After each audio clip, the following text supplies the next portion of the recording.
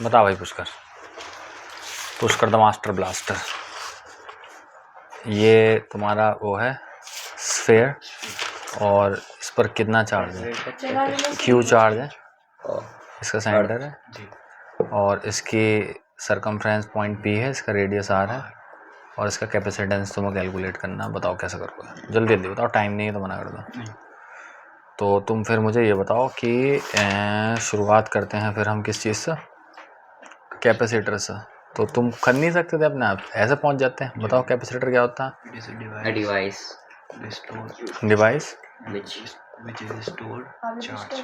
विच store क्या charge, ठीक है।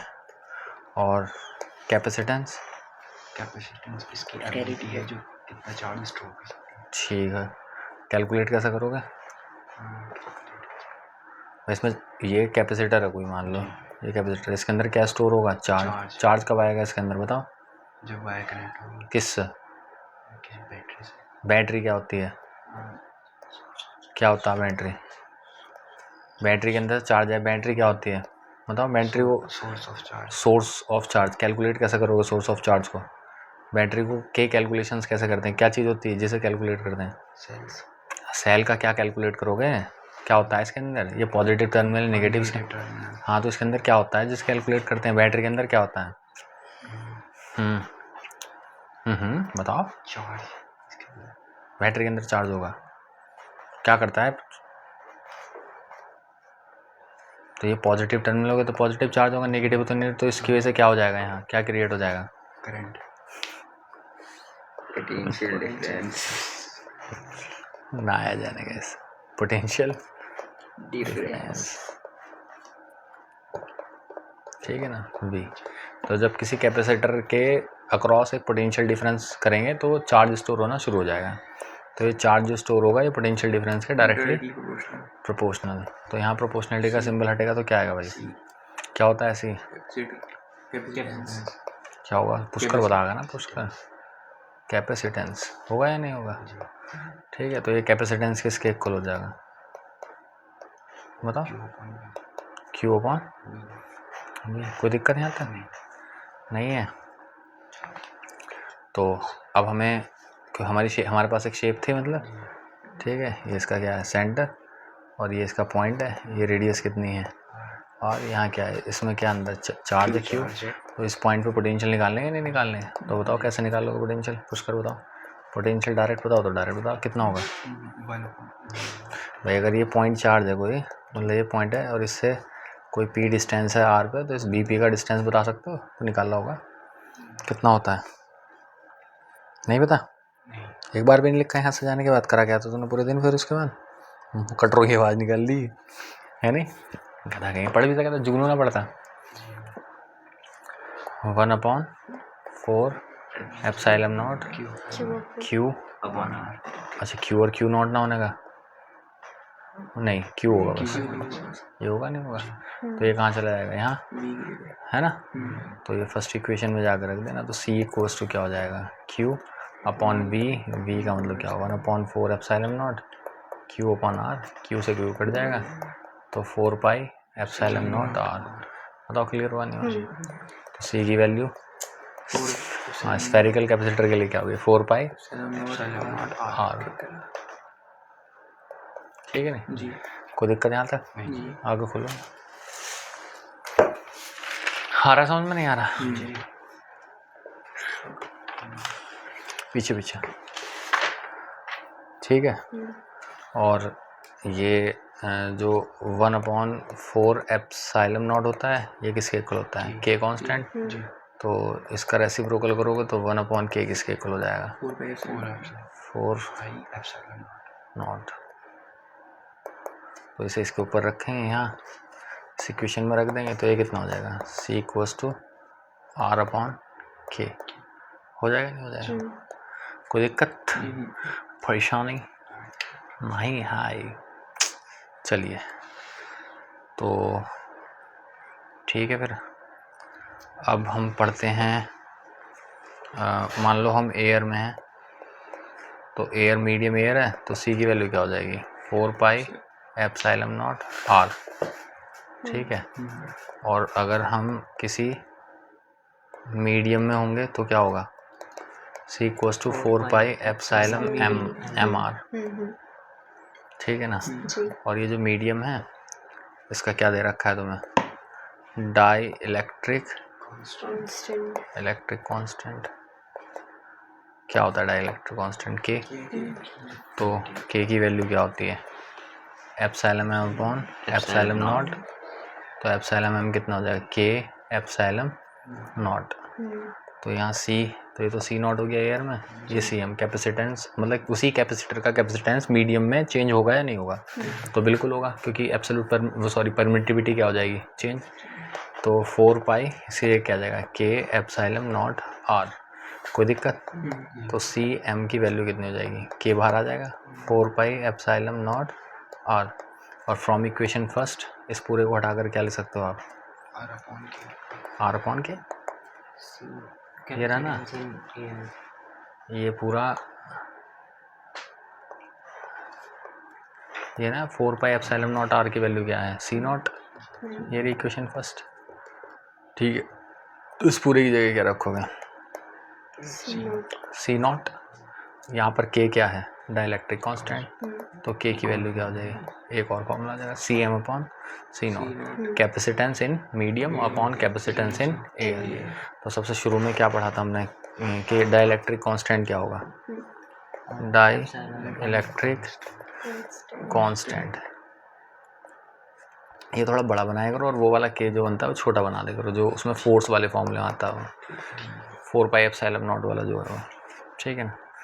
तो ये डाइलेक्ट्रिक कांस्टेंट जो है हमने क्या पढ़ा था, ये पढ़ा था हमने कि permittivity of a medium upon absolute permittivity, force in air upon, फिर क्या पढ़ा था उसमें इलेक्ट्रिक फ्लक्स में ही पढ़ा था हमने, किस में, मीडियम या एयर अपॉन, ये है ना, यही पढ़ा था ना।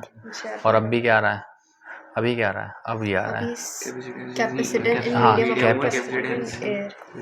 इसका मैं कंफर्म नहीं हूँ, देख लेना अपना आप, ये कितने फॉर्मूले होगा देखो, ये वाला अपना आप कंफर्म करना, ठीक है। आ रही समझ में बात, नहीं आ रही, ठीक है। पूछकर भाई कुछ सीखा नहीं तुमने दुनियादारी से अपनी। तो जो ये रिजल्ट है ना, मतलब जैसे लोगों को लगता है कि 90% आए, तो किसी के 50% आए, इन्हें कहते हैं टेस्ट एग्ज़ाम्स। ये सिखाते हैं कि 90% कैसे आते हैं। तो किसी चीज़ को 90% करना है तो कितनी मेहनत लगेगी, क्या मैं गलती कर सकता हूँ जिससे मैं 10% पीछे रह जाऊँगा।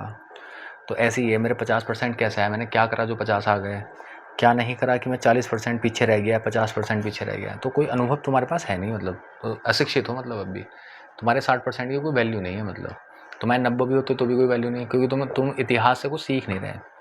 जो तुम अभी कर रहे हो कल ये इतिहास बन जाएगा, पास्ट बन जाएगा, तो इससे कोई शिक्षा तुम्हें मिल नहीं रही।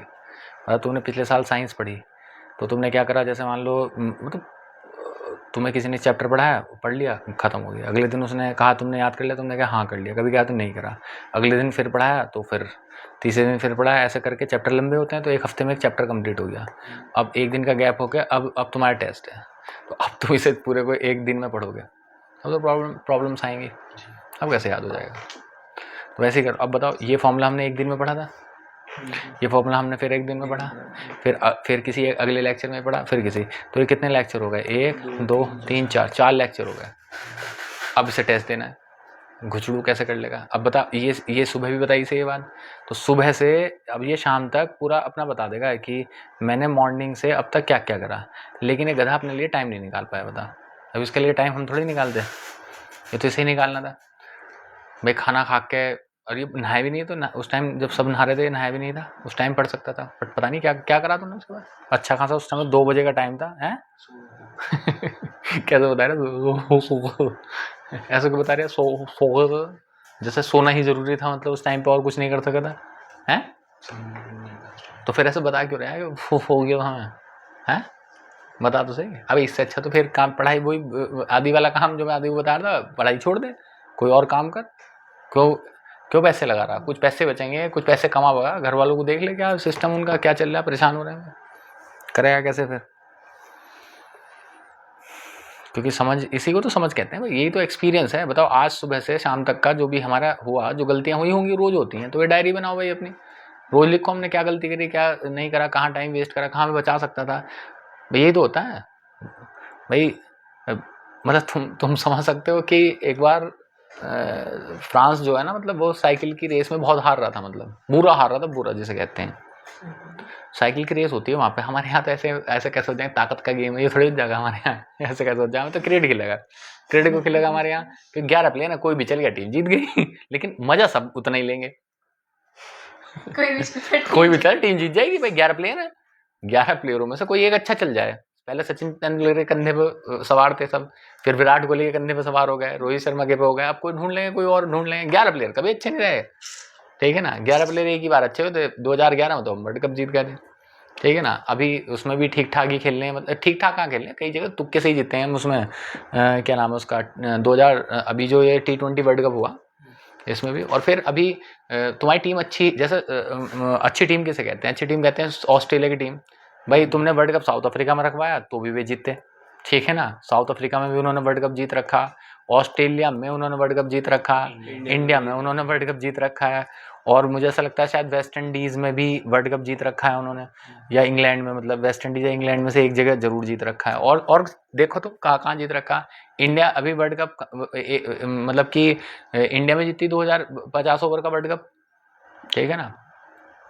और 2007 की भी, जो 2007 में भी जो हमने T20 वर्ल्ड कप जीता था, उसमें टीम अच्छी थी इंडिया की, तो पूरी ऑल ओवर टीम होती अच्छी तभी हम वर्ल्ड कप जीतते हैं, तभी तो हम फाइनल्स हार जाते हैं, मतलब तो पूरी टीम कभी अच्छी होती नहीं है। तो इसलिए क्रिकेट बहुत अच्छा लगता है सबको, क्योंकि इसमें अब तुम बैडमिंटन खेलोगे तो तुम, या कुश्ती लड़ोगे तो उसमें कब कब करोगे, तुम अच्छे होंगे तो जीतोगे, नहीं तो नहीं। तो लोगों को पसंद ही नहीं है वन वाले गेम, चेस हो गया जैसे, ठीक है ना। तो ये प्रवृत्ति है ना, मतलब तो इसे एज ए इंडियंस देखना चाहिए। तो अब साइकिल वाले गेम कैसे हो जाएंगे बताओ हमारे ये तो मेरे सपने हैं भाई, ये कितने रोमांच पैदा करने वाले सपने हैं कि ग्राउंड हो जहाँ पे साइकिल रेस हो सके, कोई भी साइकिलिस्ट है, मतलब एक मैराथन रेस हो सके, सोचो कितना बढ़िया रहेगा। मतलब कि हम रास्ते बनाएं लोगों से, किसानों से बात करके, चर्चा करके, कि गोल चक्कर बन सके, बाइक रेसिंग करा सके वहाँ पे, तो सारी फैसिलिटीज तो हो हमारे पास। हाँ बेटे, इंफ्रास्ट्रक्चर नहीं मिला, मिलता तो बॉडी तो तभी बन जाती। बचपन में हमारे बच्चे कमजोर हैं भाई, ये जभी तो तुम एक बार बताओ, टीनेज बच्चा क्यों इतना तुम्हारे ये उल्टे सीधे गाने और उल्टी सीधी पिक्चरों में क्यों लग रहा है इतना, क्योंकि उसके पास मेहनत करने, जब मेहनत करने के लिए नहीं है ना, तो बॉडी तो ऊर्जा बना रही है। अब यो है यहाँ एक्सरसाइज करते हो रोज सुबह उठ के तो सही चल लिया, तो और ज्यादा करोगे तो और ज्यादा चलेगा। अब तुम मेरे पास बिल्कुल कच्ची उम्र में तो आए नहीं थे कि 5-6 साल की उम्र में आ गए हूँ, आए भी पका कर थे, पूरा सीख का आए थे ना सब कुछ पहले से ही। तो ये सब दिक्कतें हैं भाई। अब साइकिल रेस होगी, मान लो फर्स्ट क्लास में साइकिल रेस हो गई, तो वहाँ अब जो कौन जीतेगा, जिसके पैरों में ताकत होगी। अब जिसके पैरों में ताकत है वो गलत रास्ता चूज भी करेगा, एक दिन में हालत खराब हो जाएगी उसकी। कोई भी अगर अनैतिक कार्य करेगा तो अब भाई को देख लो तुम, भाई पूरे जीवन लीड का काट दिया उसने अगर 90% समय तो लीड का काट दिया भाई ने, खा ले, स्कूल चले गए, आ गए, लिट गए। और अब मतलब ऐसा भी नहीं, घर वाले कम से कम 1-2 किलोमीटर, हम लोग तो पैदल जाते थे ट्यूशन, साइकिल तो हमारे लिए साइकिल लग्जरी थी, मतलब तो उसमें हमें लगता था कि हम यार साइकिल होती तो ये होता वो होता, लेकिन वो उसने ही सिखा दिया हमें, और भी नहीं तो उसके पास तो किसी चीज़ की कमी नहीं थी। ऐसा खेला थोड़ी है, कितने कितने बच्चे हैं ऐसे। तो ये सारी चीज़ें हैं। तो भैया तो वो पता है क्या करते हैं, हार रहे थे, बहुत तगड़ा हार रहे थे, तो साइकिल कंपनी ने साइकिल देने को मना कर दी थी उन्हें, कि लोगों को कहीं एडवर्टाइजमेंट ना हो जाए। मतलब ऐसा होता है, मतलब क्योंकि उन्हें पता लोग कितने बेवकूफ़ हैं। तो अब आप समझ रहे हो लोग कितने बेवकूफ़ हैं। मतलब जो बड़ी बड़ी कंपनियां हैं, उन्हें लोगों की, जिसे कहते हैं ना साइकोलॉजी, एक्चुअली उन्हें बेवकूफ़ी का पता है लोगों की, कि लोग कितने बेवकूफ़ हैं। वरना कोई टीम साइकिल चला रही है और वो साइकिल को चला के हार रही है, भाई विराट कोहली ने किसी बल्ले पे किसी कंपनी का नाम लिख के एडवर्टाइजमेंट कर दिया, तो वो कंपनी अच्छी कैसे हो गई। लेकिन हम ये सोचेंगे, जो एलीट क्लास A1 सामान बनाती है ना, जैसे मान लो तुम लेज खाते हो, जो कंपनी रिच लोगों के लिए लेज बनाती है, उस कंपनी का नाम भी नहीं पता होने का तुम्हें। जो कंपनी रिच लोगों के लिए चॉकलेट बनाती है, उसका तुम्हें नाम नहीं पता होने का, एडवर्टाइजमेंट करते ही नहीं। लैम्बोर्गिनी का कभी तुम ऐड नहीं देखोगे, गाने साने में अपने आप यूज होती रहेगी। हाँ। उनका ऐड नहीं देखोगे। जो एलीट लोगों के लिए चीजें बनी हुई हैं, उनका आप ऐड ही नहीं देखोगे, वो ऐड करती ही नहीं है, उन्हें जरूरत ही नहीं ऐड करने की। और अपनी जो उसकी मतलब कि कौन सी घड़ी होती है वो बहुत महंगी, रोलेक्स, उसके पास तुम घड़ी लेने जाओगे ना, तो भाई घड़ी आपको एकदम से नहीं देंगे, 2 साल की वेटिंग में देंगे वो। तो 2 साल की वेटिंग उनकी स्ट्रेटजी है। प्रोडक्शन ज़्यादा करते ही नहीं है, नहीं तो प्रोडक्शन बढ़ा देंगे, तो करोड़ों में मिलती है वो, तो उसमें रखते हैं वो उसे।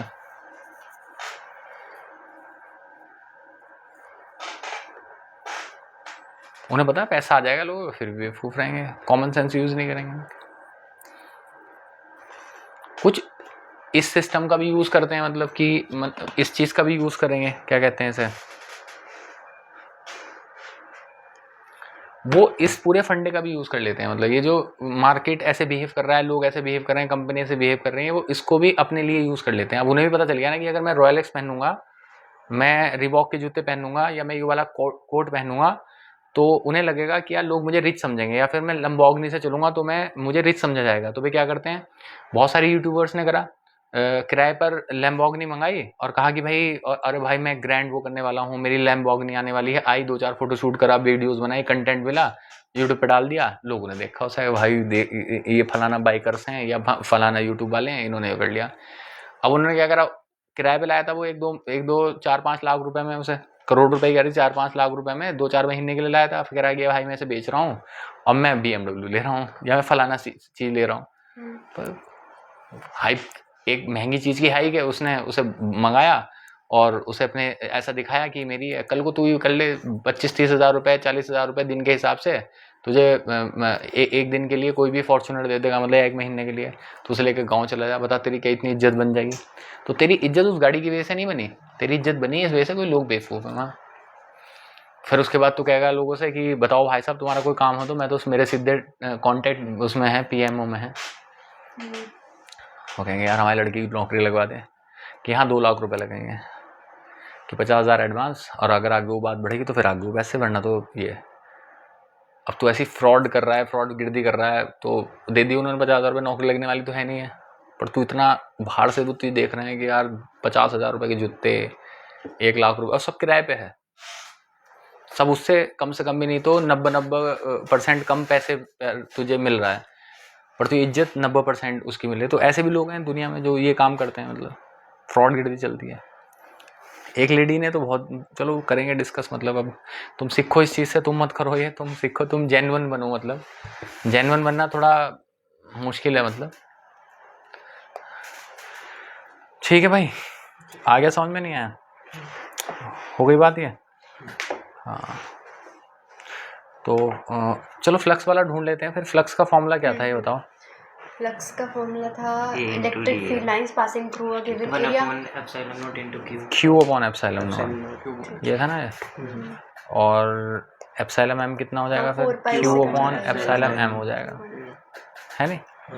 और ये इक्वेशन क्या हो गई फर्स्ट, और ये इक्वेशन क्या हो गई सेकंड, और फर्स्ट को सेकंड से क्या करेंगे डिवाइड, तो एप्सिलॉन नॉट को एप्सिलॉन m से हम डिवाइड करेंगे, तो Q upon epsilon not upon Q upon epsilon m, तो क्या मिल जाएगा हमें, epsilon not upon epsilon m equals to Q upon epsilon not, sorry ये तो ये फाई था, phi not upon phi m, और ये क्या होगा इसमें, एप्सिलॉन m ऊपर, Q नीचे रहेगा, Q से Q कट जाएगा, ठीक है नहीं। और ये क्या था, डाइलेक्ट्रिक कांस्टेंट, तो सही करा हमने फिर, डाइलेक्ट्रिक कांस्टेंट भी क्या होगा, यही होगा, सही करा था ना जी, ठीक है। तो हमने क्या लिखा था कि dielectric constant equals to epsilon m upon epsilon not, F not upon F m, epsilon not upon sorry phi not upon phi m, और अभी C नॉट अपॉन नहीं C m upon C not, ठीक है ना, capacity. अब होगा नहीं होगा,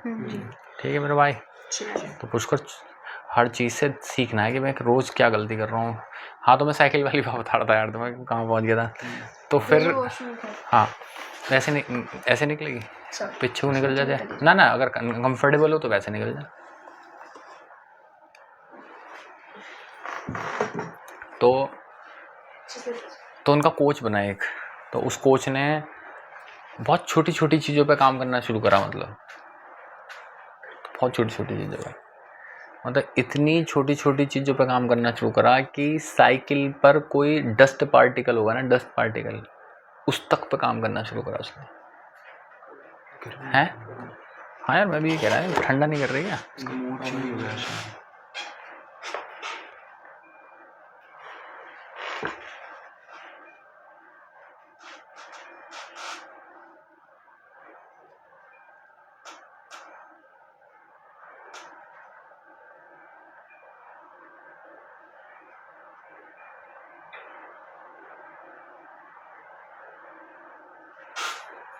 हवा नहीं दे रहे?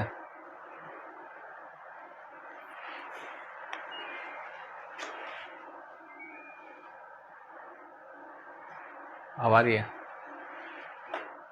यहाँ तो हवा आती है जहाँ तुम लोग बैठे हो। कोई हल्की बहुत थोड़ी आ रही है।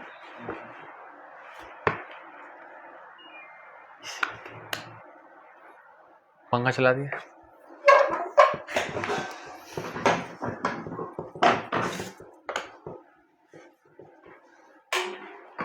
फुल कर दे थोड़ी देर के लिए। तो मतलब उन्होंने इतनी डिटेलिंग पे, मतलब कोच ने इतनी डिटेलिंग पे वो करा था, मतलब बहुत छोटे छोटे पॉइंटों पे वो करी थी। मतलब डस्ट वाला तो बहुत ही कैड़ा लगा था, मतलब मुझे लग रहा है फालतू का काम कर रहा है। तो उसने डस्ट वाली टायरों पे मतलब कि डस्ट ना हो, मतलब साइकिल पे इस तरीके के पेंट करवाए कि उस पर डस्ट का बिल्कुल छोटा पार्टिकल भी ना टिके। और बाकी ट्रेनिंग तो उसने शुरू करी, मतलब बट उस ट्रेनिंग में मेजॉरिटी जो थी वो बहुत छोटे छोटे वो थे, मतलब पॉइंट्स, मतलब मिनिमम, मतलब 1% मतलब। और उसके बाद फिर 5 बार लगातार चैंपियन बने। मतलब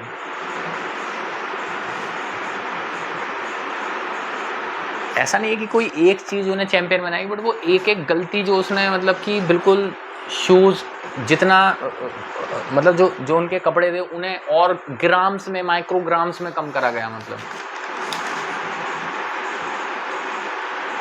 ठीक है नहीं। ट्रेनिंग तो अच्छा करा है, मतलब ट्रेनिंग पे तो जोर दिया बहुत उस पर। जैसा 93 हम 94 कैसे आएंगे? तो माइक्रोस्कोपिक लेवल पे चेंजेस करने पड़ेंगे ना। 95 पे और माइक्रो में घुसना पड़ेगा ना। तो हो सकता है कि जब यहाँ नंबर आ रहे हों, स्कूल में नंबर आए प्री बोर्ड में, तो वो तुमने रिलैक्स्ड हो गया। जब वहाँ रिलैक्स्ड हो गया तो वो 1% जो जाना था ना ऊपर, मतलब जो माइक्रोस्कोपिक डिटेलिंग थी वो चली गई, मतलब बस वहीं वो 2% नंबर, 3-4% नंबर पीछे रह गया। मेरे नंबर और आते थे। तो हमने यहाँ जो हमारा कैपेसिटर है स्फीयर का, वो क्या पढ़ा हमने? 4 पाई एप्सिलॉन नॉट r। तो यहाँ से हमने देख लिया कि कैपेसिटेंस जो है वो रेडियस के क्या होता है, डायरेक्टली प्रोपोर्शनल, पहला पॉइंट। और दूसरा परमिटिविटी पे भी डिपेंड करेगा। कैसे डिपेंड करेगा? Directly proportional. Permittivity of a medium पे भी कैसे डिपेंड करेगा? कोई दिक्कत बच्चों यहाँ पे? कंफर्म हो गया? आगे बोलो। अभी कह रहा अर्थ तो स्फेरिकल है। बेटा फैन बंद कर दो।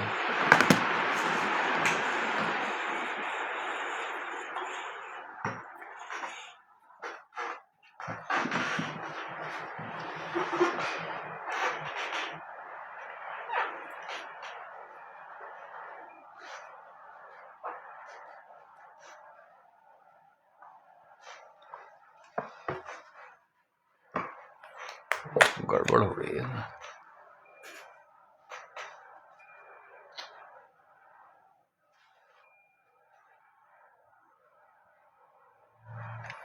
करेगी अब, कुछ तो करेगी।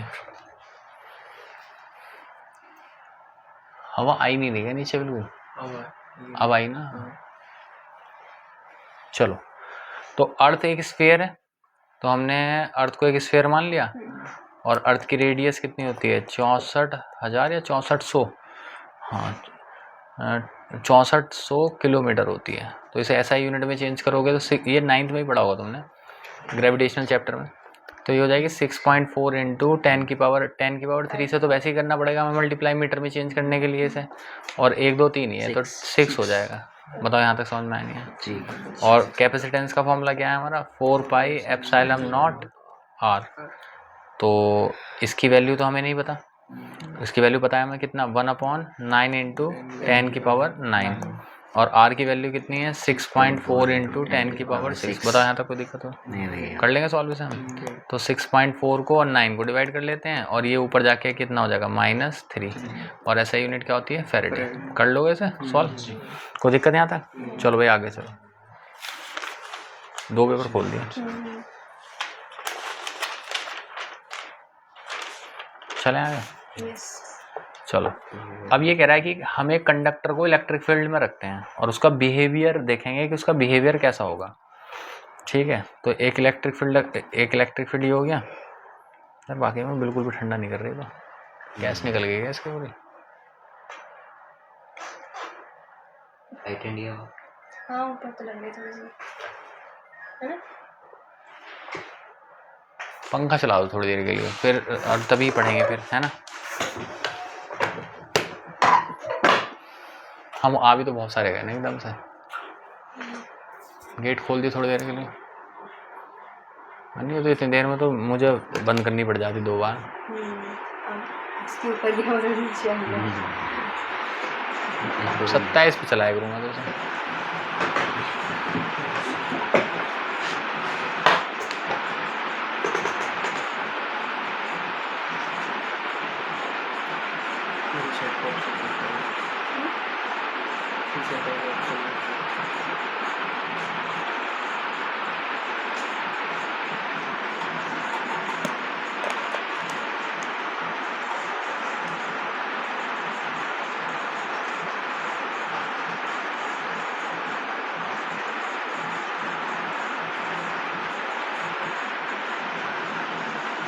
छेड़ा किसी ने से। ठीक है बच्चों, तो ये इलेक्ट्रिक फील्ड बना लिया हमने। इस इलेक्ट्रिक फील्ड में मान लो ये पॉजिटिव टर्मिनल है आपका और ये क्या है आपका? Negative terminal. और इसके अंदर मैंने क्या रख दिया है? कंडक्टर। ये मेरा कंडक्टर होगा। कोई दिक्कत यहाँ तक? अब देखो अगर ये पॉजिटिव टर्मिनल है तो यहाँ पर पॉजिटिव चार्ज ही हो जाएंगे यहाँ, और यहाँ पर क्या हो जाएंगे आपके? Negative charge. और कंडक्टर है तो चार्ज तो इसके पास भी होंगे। अगर ये कंडक्टर है तो चार्ज तो इसके पास भी होंगे। तो नेगेटिव इस कंडक्टर का यहाँ क्या आ जाएगा फिर? नेगेटिव, क्योंकि वो पॉजिटिव को क्या करेगा? अट्रैक्ट करेगा। और इस तरफ क्या आ जाएगा आपका? पॉजिटिव।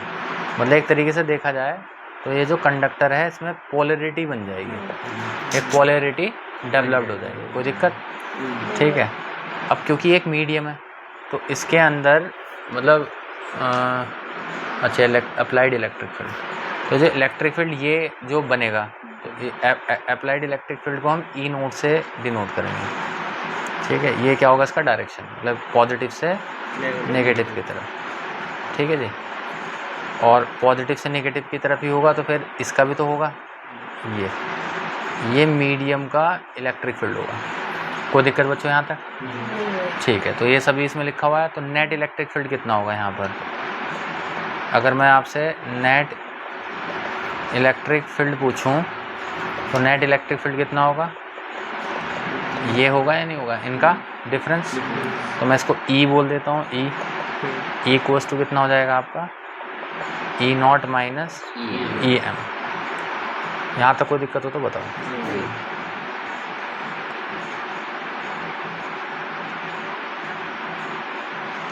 ठीक है जी।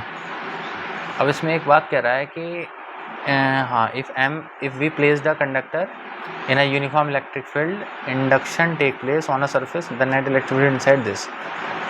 बट ये बात समझ में नहीं आएगी, ये दोनों आपस में इक्वल क्यों होंगे? चलो आगे खोल लो, कंडीशन है फिर तो ये। ठीक है, वो तो है ही है कि अगर मतलब अगर तो कुछ भी कर सकते हैं। मतलब पहला पॉइंट क्या हो गया कि भैया अगर ये दोनों क्या हों आपस में इक्वल, तो फिर नेट इलेक्ट्रिक फील्ड कितना हो जाएगा? 0। दूसरा ये कह रहा है कि total charge inside conductor is 0। ठीक है, ये कह रहा है कि total charge inside conductor is 0। तो ये तो एक स्टेटमेंट हो गई। अब इसे प्रूफ करना है। कैसे करोगे? हमें पता है कि ई और डी एस कह दो, डी ए कह दो, ठीक है ना, इनका, ठीक है ना, डी ए कहते हैं मतलब इसको हम लोग तो डी ए पढ़ रहे हैं तो डी ए पढ़ो। एरिया का और इसका डॉट प्रोडक्ट और इसका सरफेस इंटीग्रल किसके इक्वल होता है? Q upon epsilon not. ये कौन बताता है हमें? Gauss theorem. क्यों भाई नैतिक दोनों आपस में इक्वल क्यों हैं? क्योंकि दोनों ही किसकी डेफिनेशन है? इलेक्ट्रिक फ्लक्स की। एज इनसाइड कंडक्टर, ठीक है ना, कंडक्टर की सरफेस पे चार्ज होता है, ये तो पढ़ा था ना हमने। इनसाइड कोई चार्ज नहीं होता, ये तो प्रूफ भी करा हमने। तो इनसाइड कंडक्टर क्यू कितना हो जाएगा? 0। तो ये तो प्रूफ, सॉरी, इलेक्ट्रिक फील्ड कितना हो गया? 0। 1 मिनट हो जाएगा, ऐसा ना करके ऐसे करेंगे। Inside conductor electric field intensity कितनी हो जाएगी? 0, ठीक है, क्योंकि कंडक्टर से इलेक्ट्रिक फील्ड लाइन कैसे जाएंगी? आउटवर्ड, क्योंकि पॉजिटिव चार्ज है, अंदर तो होगा ही नहीं इलेक्ट्रिक फील्ड। जब अंदर इलेक्ट्रिक फील्ड ही नहीं होगा तो यानी इलेक्ट्रिक फ्लक्स भी नहीं होगा, और जब इलेक्ट्रिक फ्लक्स भी 0 हो जाएगा तो electric flux equal to Q upon epsilon not. तो क्यू की वैल्यू कितनी हो जाएगी? बताओ, समझ में आ गया समझ में? अब ये कह रहा है the excessive charge given to the conductor reside only at its outer surface. तो अगर तुम एक्स्ट्रा चार्ज दोगे भी तो वो सरफेस पे कहाँ होगा? मतलब सरफेस पे ही होगा, बाहर की तरफ होगा, अंदर तो जाएगा ही नहीं कंडक्टर की। और इलेक्ट्रिक फील्ड लाइन सरफेस के कैसे होंगे? परपेंडिकुलर। सरफेस के कैसे होंगे? क्योंकि सरफेस किसकी है? कंडक्टर की। तो पहले भी पढ़ के आए हम लोग, आगे बढ़ो। अब ये कह रहा है डाइइलेक्ट्रिक्स पढ़ेंगे। क्या पढ़ेंगे? डाइइलेक्ट्रिक्स। तो जैसे कोई मीडियम है तो उस मीडियम का हम डाइइलेक्ट्रिक कांस्टेंट कैलकुलेट करते हैं, बट उस मीडियम को डाइइलेक्ट्रिक्स कहते हैं। क्या कहते हैं उस मीडियम को? डाइइलेक्ट्रिक्स। जैसे मान लो अभी हमने यहाँ एक मीडियम जैसे ये क्यू चार्ज है Q1 और ये क्या है? Q2। अब इसके बीच में एयर है तो ये मीडियम हो गई ना, तो इस मीडियम को चेंज करके यहाँ पे वाटर रख दो, ठीक है ना, ऐसे हम कुछ रख सकते हैं, ठीक है। तो उनको डाइइलेक्ट्रिक्स कह सकते हैं। क्या कह सकते हैं उनको? डाइइलेक्ट्रिक्स। और अगर मतलब में ऐसा तो नहीं कहेंगे डाइइलेक्ट्रिक्स है, मतलब डाइइलेक्ट्रिक एक तरीके का मीडियम ही होता है, आप ऐसे पढ़ो। मतलब डाइइलेक्ट्रिक जो होगा वो एक तरीके का क्या होता है? मीडियम होता है, बट एक स्पेशल तरीके का मीडियम होगा जो these are the substance which never conduct their self only transmit the effect of the conduction. मतलब इनका खुद का कोई इलेक्ट्रिक फील्ड नहीं होगा, बस ये जो आसपास इलेक्ट्रिक फील्ड इंटेंसिटी होगी उसी को ट्रांसमिट होने देंगे, और वो भी बहुत मिनिमम। उसमें एक तरीके से इंसुलेटिंग मटेरियल का काम करते हैं। कैसा काम करते हैं? और इंसुलेटर अपनी खुद का कोई इलेक्ट्रिक फील्ड इंटेंसिटी नहीं बना। एक कंडक्टर रखा हो तो एक इलेक्ट्रिक फील्ड बना लेगा, बट एक इंसुलेटर नहीं बनाएगा। तो इन इंसुलेटर को ही हम डाइइलेक्ट्रिक्स कहेंगे, जैसे क्वार्ट्स हो गया या फिर माइका हो गया। बताओ समझ में आने। और ये डाइइलेक्ट्रिक्स होते हैं ना, दो तरीके के होते हैं, नॉन पोलर होते हैं और एक क्या होते हैं? पोलर। जो नॉन पोलर होते हैं, these are the dielectrics in which the centre of positive charge coincide with the centre of negative charge. मतलब इनके बीच में बराबर डिस्टेंस होता है, जैसे H+ है और ये OH- है।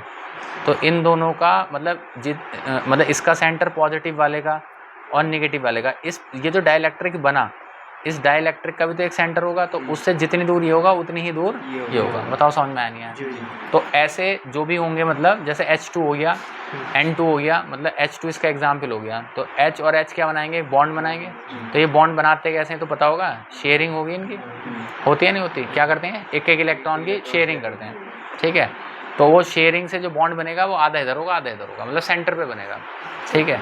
लेकिन पोलर वाले जो होते हैं इनमें क्या होता है? इनका जो सेंटर होता है वो कॉन्साइड नहीं करता, इनका जो सेंटर होगा वो कॉन्साइड नहीं करेगा। जैसे मान लो ये Cl- है और ये क्या है आपका? H+, इसी से तो बनेगा HCl।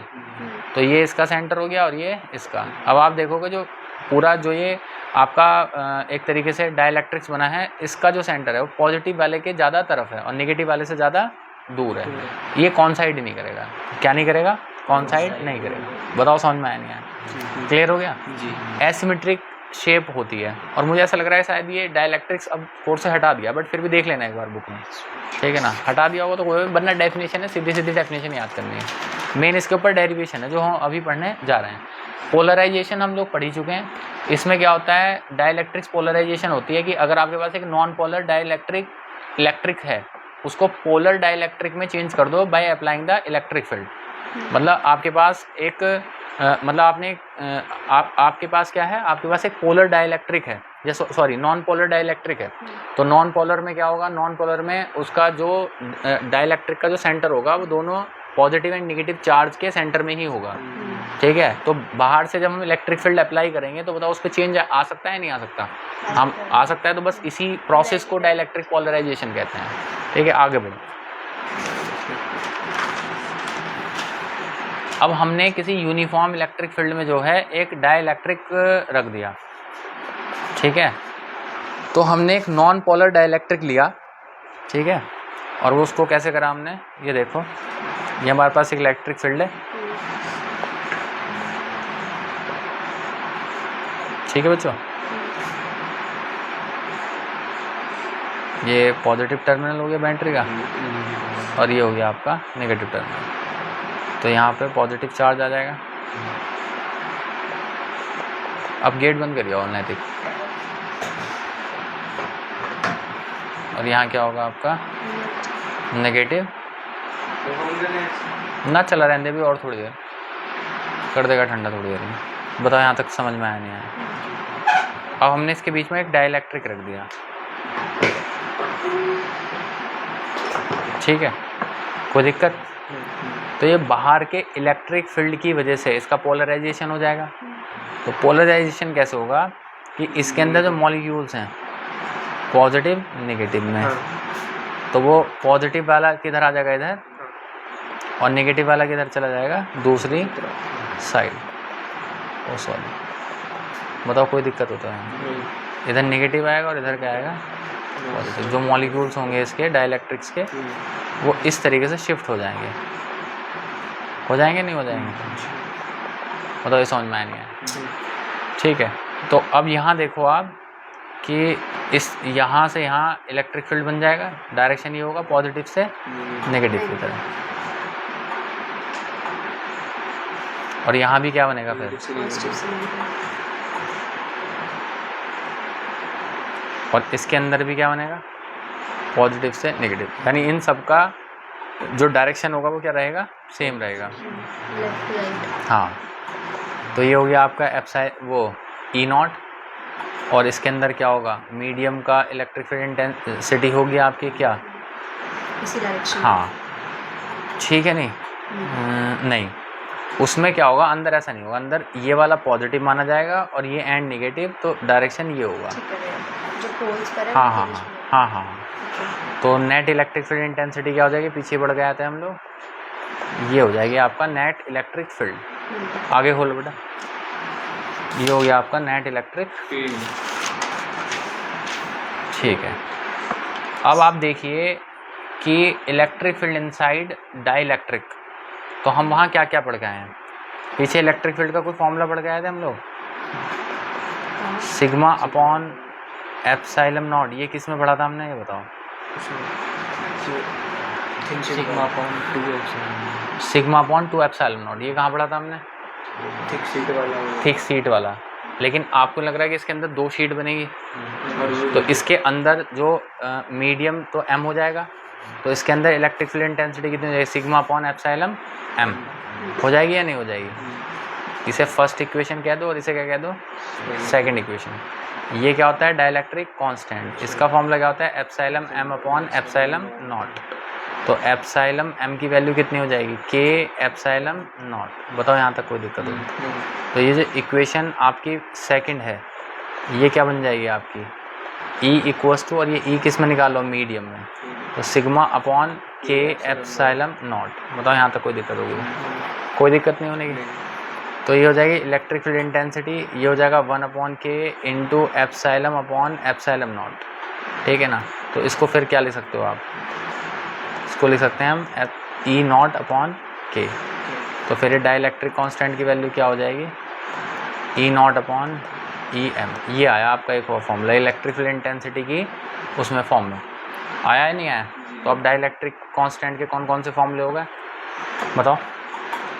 एक तो हो गया एब्सोल्यूट पर वो permittivity upon absolute permittivity, force in air upon force in medium, और फाइव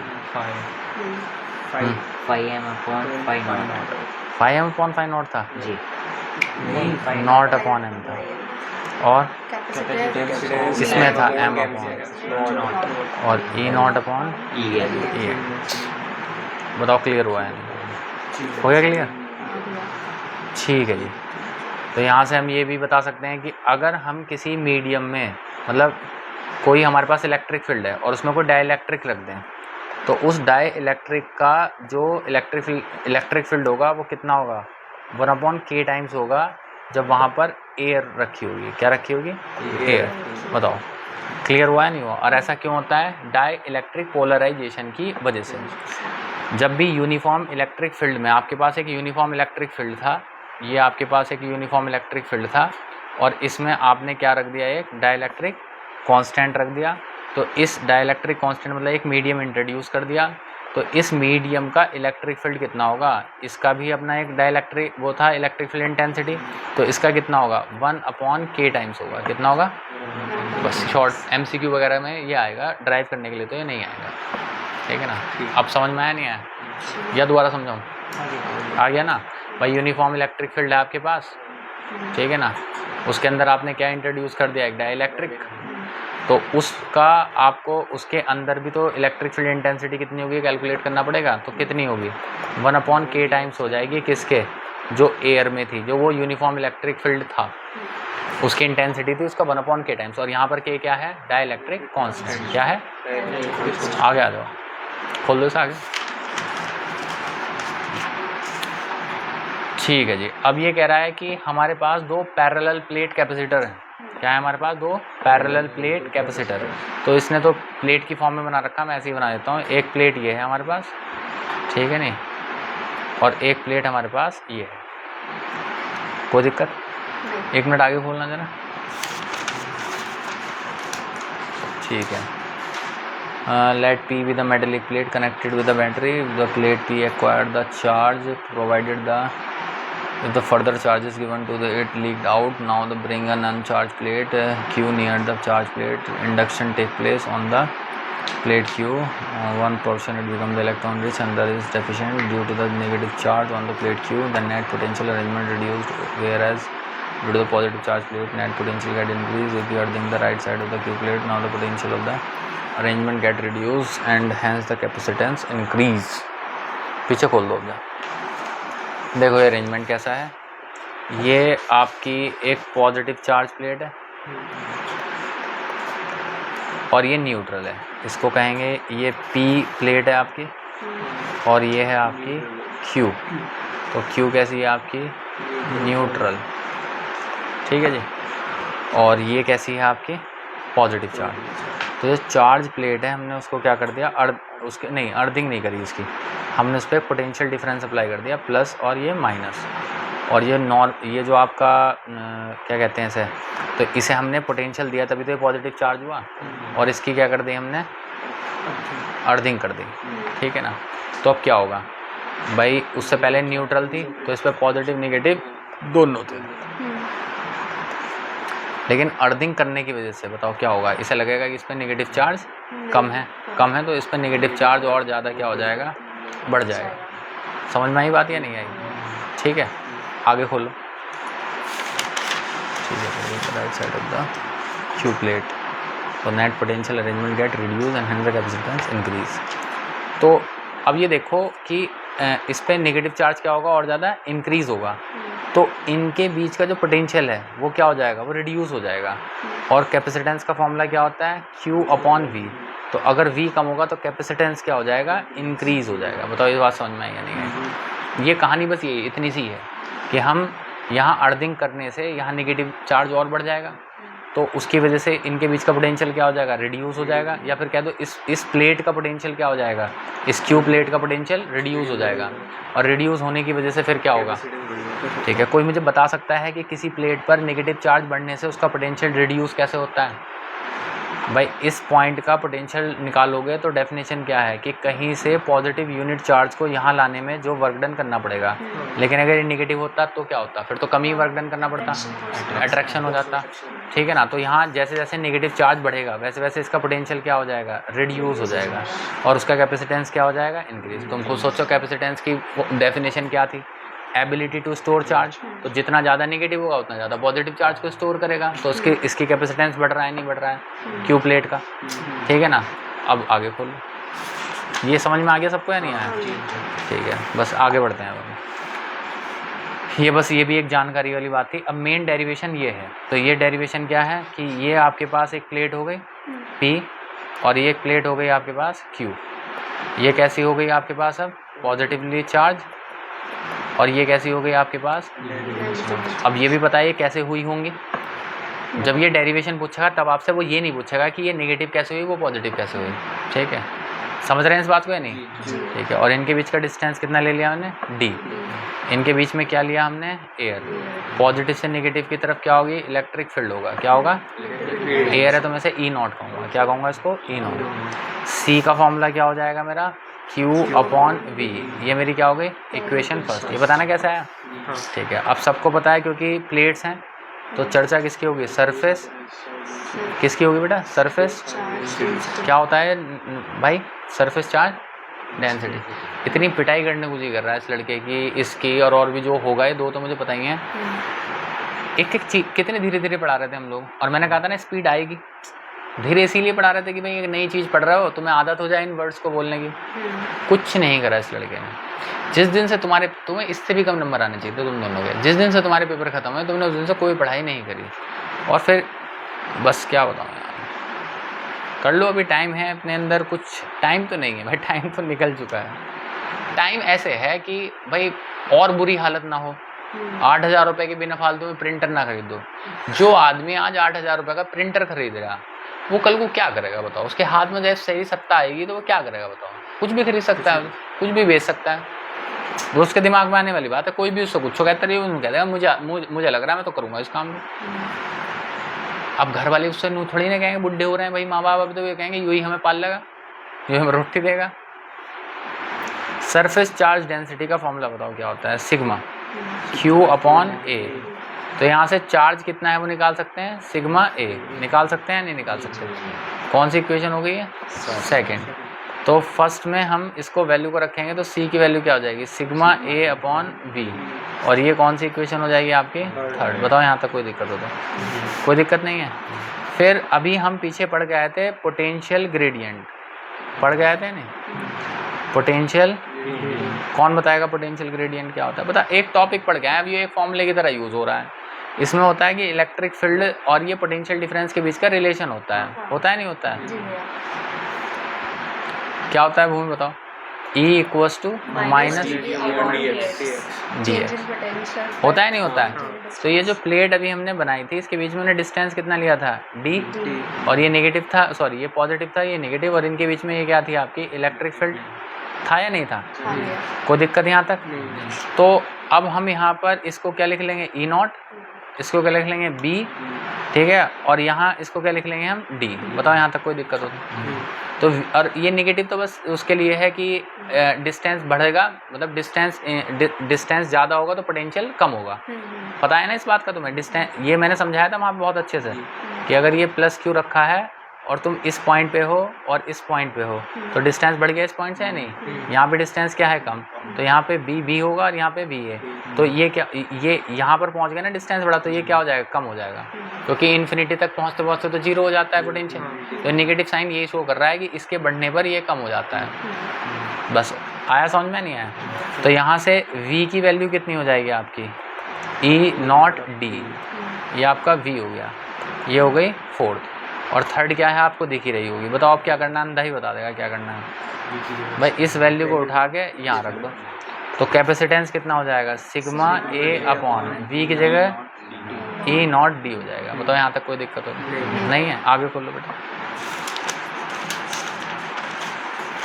यहाँ तक कोई परेशानी नहीं हुई? ठीक है।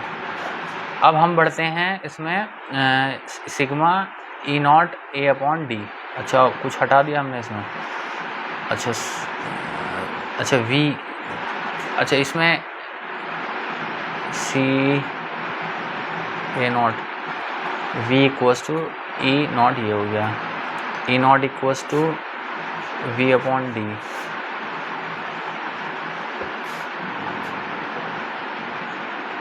ई नॉट की value sigma upon epsilon naught कब निकाली भाई हमने? कहाँ घुमाना चाह रहा है भाई? दोबारा लिख लेते हैं, एक बार फिर से कर लेते हैं। सबसे पहले क्या करा हमने? C equals to Q upon A, equation first. फिर क्या करा हमने? Surface charge density Q upon A, अच्छा ये गलत कर दिया ना, वी होगा, पूरी नींद आ रही है, सिग्मा ए हो जाएगा। इसको फर्स्ट इक्वेशन में रखेंगे तो सी इक्वल्स टू क्या हो जाएगा? क्यू अपॉन वी तो था ही, sigma A upon V, equation second. फिर electric field intensity equals to D V upon, तो ये वी अपॉन डी हो जाएगा और ये ई नॉट। यहाँ से वी की वैल्यू कितनी हो जाएगी? ई नॉट डी। कोई दिक्कत यहाँ तक नहीं है। इसको उठा के यहाँ रखेंगे तो सी की वैल्यू कितनी हो जाएगी? Sigma A upon E not D. कोई दिक्कत परेशानी यहाँ तक नहीं है। इसके बाद क्या करा हमने इसमें? आंसर तो ये आ चुका है हमारा, बट अब हमें ये वाला आंसर लेकर आना है। v equals to E not D, V equals to E not D, सही है। और ई नॉट इक्वल्स टू, ओ हो हाँ पता तो है। बस ये कौन सी इक्वेशन हो गई हमारी? फोर्थ। अब ये जो ई नॉट है, ये प्लेट्स के बीच का इलेक्ट्रिक फील्ड ही तो है, और प्लेट की वजह से इलेक्ट्रिक फील्ड कितना होता है तो पढ़ा था हमने, ई अपॉन टू एप्सिलॉन नॉट, ये तो होता है। तो ये सिंगल की वजह से होता है, तो डबल की वजह से कितना होगा? 2 से मल्टीप्लाई कर दो, तो सिग्मा अपॉन एप्सिलॉन। बताओ अब समझ में आया नहीं? अरे वो ई और एप्सिलॉन एक जैसा दिख रहा है ना, उसमें लिखा हुआ, तो इसलिए कन्फ्यूज़न हो गया। अब सही है नहीं सही है? ठीक है। अब ये उठाकर हमें इसकी जगह रखना है, तो सी इक्वल्स टू क्या हो जाएगा? Sigma A upon E naught की जगह अब हम क्या रख देंगे? Sigma upon epsilon not into D. ये इससे क्या हो जाएगा? कैंसिल, एप्सिलॉन नॉट ऊपर चला जाएगा और डी कहाँ जाएगा? नीचे। अब आया समझ में नहीं आया? तो इसका कैपेसिटेंस कितना हो जाएगा? Epsilon not a upon D. अब बताओ समझ में आया नहीं? कोई दिक्कत यहाँ तक? तो यहाँ से क्या क्या पता चला? ये जो पैरेलल प्लेट्स थी इनकी वजह से हमें पता चला कि इनका जो कैपेसिटेंस होगा वो एरिया पर क्या होगा? डायरेक्टली प्रोपोर्शनल, और इनके बीच में जो डिस्टेंस होगा उस पर कैसे डिपेंड करेगा? Inversely proportional. बताओ समझ में आया नहीं है? आ गया समझ में? अब अगर अब इसी में ये देख लो, तो ये हमारी प्लेट्स हैं, ये पॉजिटिवली चार्ज, ये नेगेटिवली चार्ज, इनके बीच में डिस्टेंस कितना है? डी। ठीक है। तो इनका कैपेसिटेंस कितना हो जाएगा? मतलब एबिलिटी टू स्टोर चार्ज कितनी हो जाएगी? A epsilon not into D, यही तो है। ठीक है। अब अगर मैं तुमसे ये कह दूं कि इसके अंदर मैं एक डाइलेक्ट्रिक कांस्टेंट रख रहा हूँ, एक डाइलेक्ट्रिक कांस्टेंट रख दिया के डाइलेक्ट्रिक, मतलब एक डाइलेक्ट्रिक रख दिया जिसका डाइलेक्ट्रिक, या एक मीडियम रख दिया इसके बीच में जिसका डाइलेक्ट्रिक कितना है? डाइलेक्ट्रिक कांस्टेंट कितना ही है, और इसकी थिकनेस ले ली मैंने कितना? टी। तो अब आपका इसका कैपेसिटेंस बढ़ेगा घटेगा या कितना होगा वो और कैलकुलेट करना है। एक तो ये हो गया, एक तो ये हो गया कि हम इसके अंदर कोई डाइलेक्ट्रिक प्लेस कर रहे हैं, मतलब कोई मीडियम प्लेस कर रहे हैं इसके अंदर। ठीक है। एक क्या हो गया कि पूरे के पूरे बीच में जो ये पूरी एयर है ना, मतलब ये जो एयर थी, हाँ, इसकी जगह हमने कोई मीडियम रखा। क्या रखा? मीडियम। तो उसकी परमिटिविटी क्या हो जाएगी? एप्सिलॉन एम हो जाएगी। तो बस ये फॉर्मूला, ये तो किसका आया? सी नॉट का, तो वो किसका आ जाएगा? C M. अगर ये जो इलेक्ट्रिक फील्ड बना था ये किसी मीडियम में बन रहा होता है, एयर में ना बन के मीडियम में, तो A epsilon M upon D हो जाता, नहीं हो जाता? फिर ए इसकी जगह के एप्सिलॉन नॉट लिखते हैं हम लोग या नहीं लिखते? तो ये के A epsilon not upon D होता, नहीं होता? तो फिर हम इसे के पूरे को क्या लिख सकते थे इसको कि पैरेलल प्लेट से होने वाला कैपेसिटेंस इन एयर लिखते। तो ये तो हम करके ही आ रहे हैं पीछे, सी एम इक्वल्स टू के सी नॉट। बताओ समझ में आया नहीं? आ गया समझ में? ठीक है। अगर कोई मीडियम रख दें उस प्लेट्स के बीच में, क्या रख दें? कोई मीडियम। ठंडा ना कर रहे हो यार, है नहीं? पता नहीं क्या हो गया।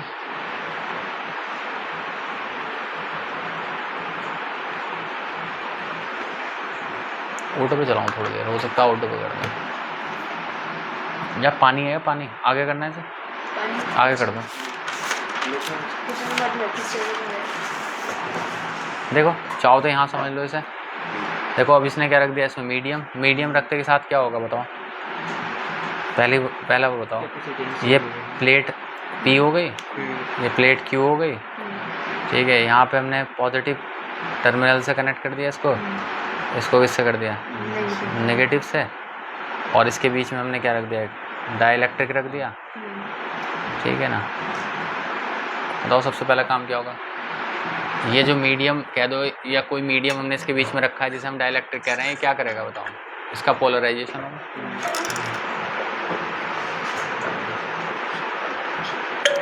ये जो बिल्कुल अंदर इसने दो मॉलिक्यूल्स दिखा रखे हैं ना, ये तुम और सिंपल करके भी दिखा सकते हो।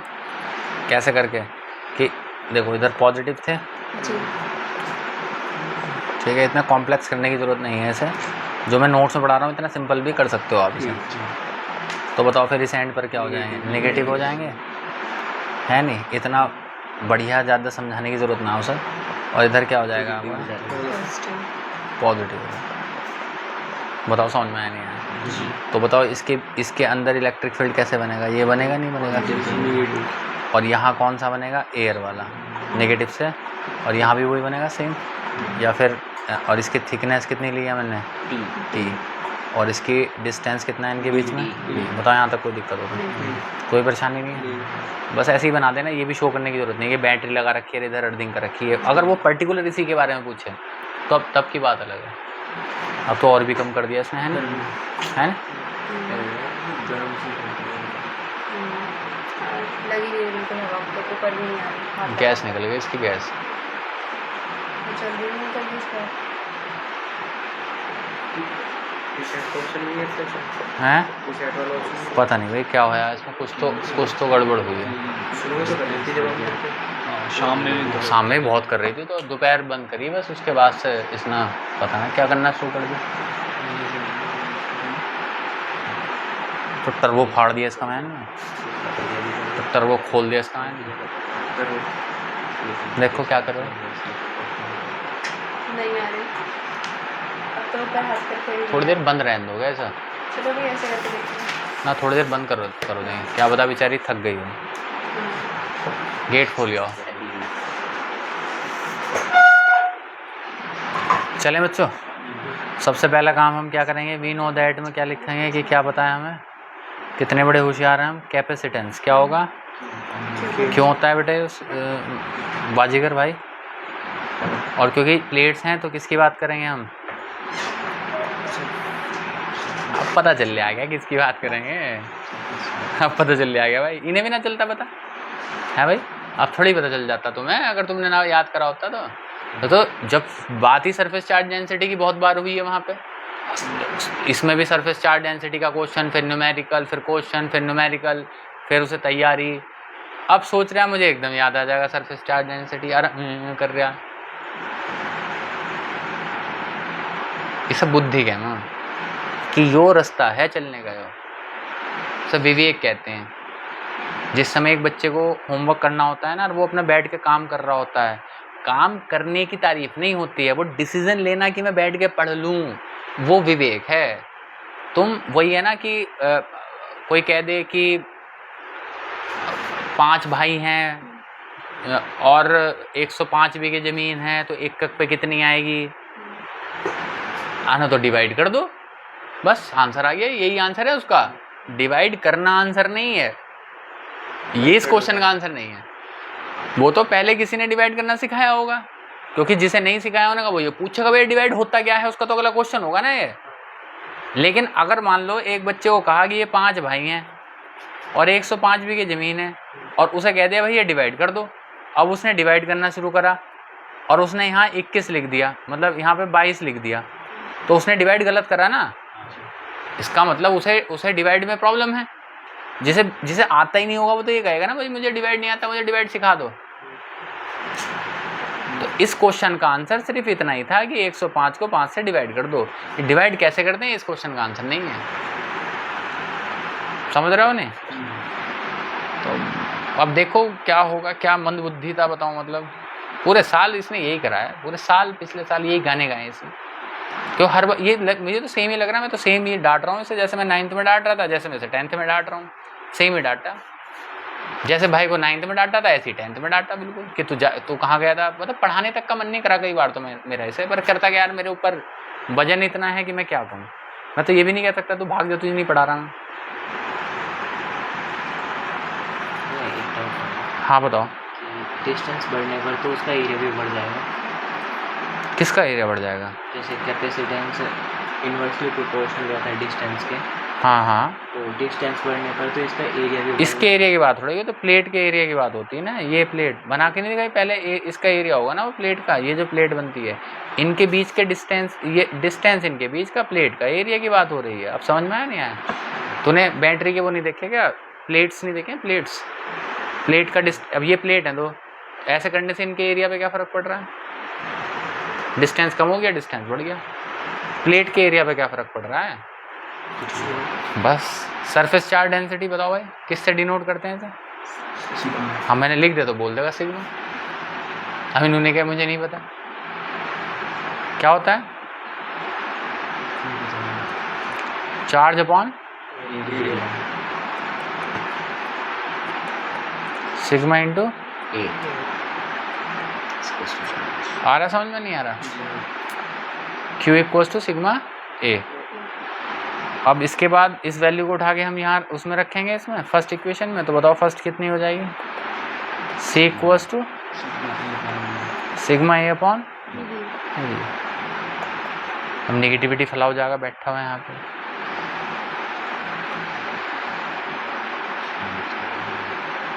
जब भी तो जो अमीर आदमी होते हैं वे अपने बच्चों से हाँ गरीब आदमी से दोस्ती मत करना।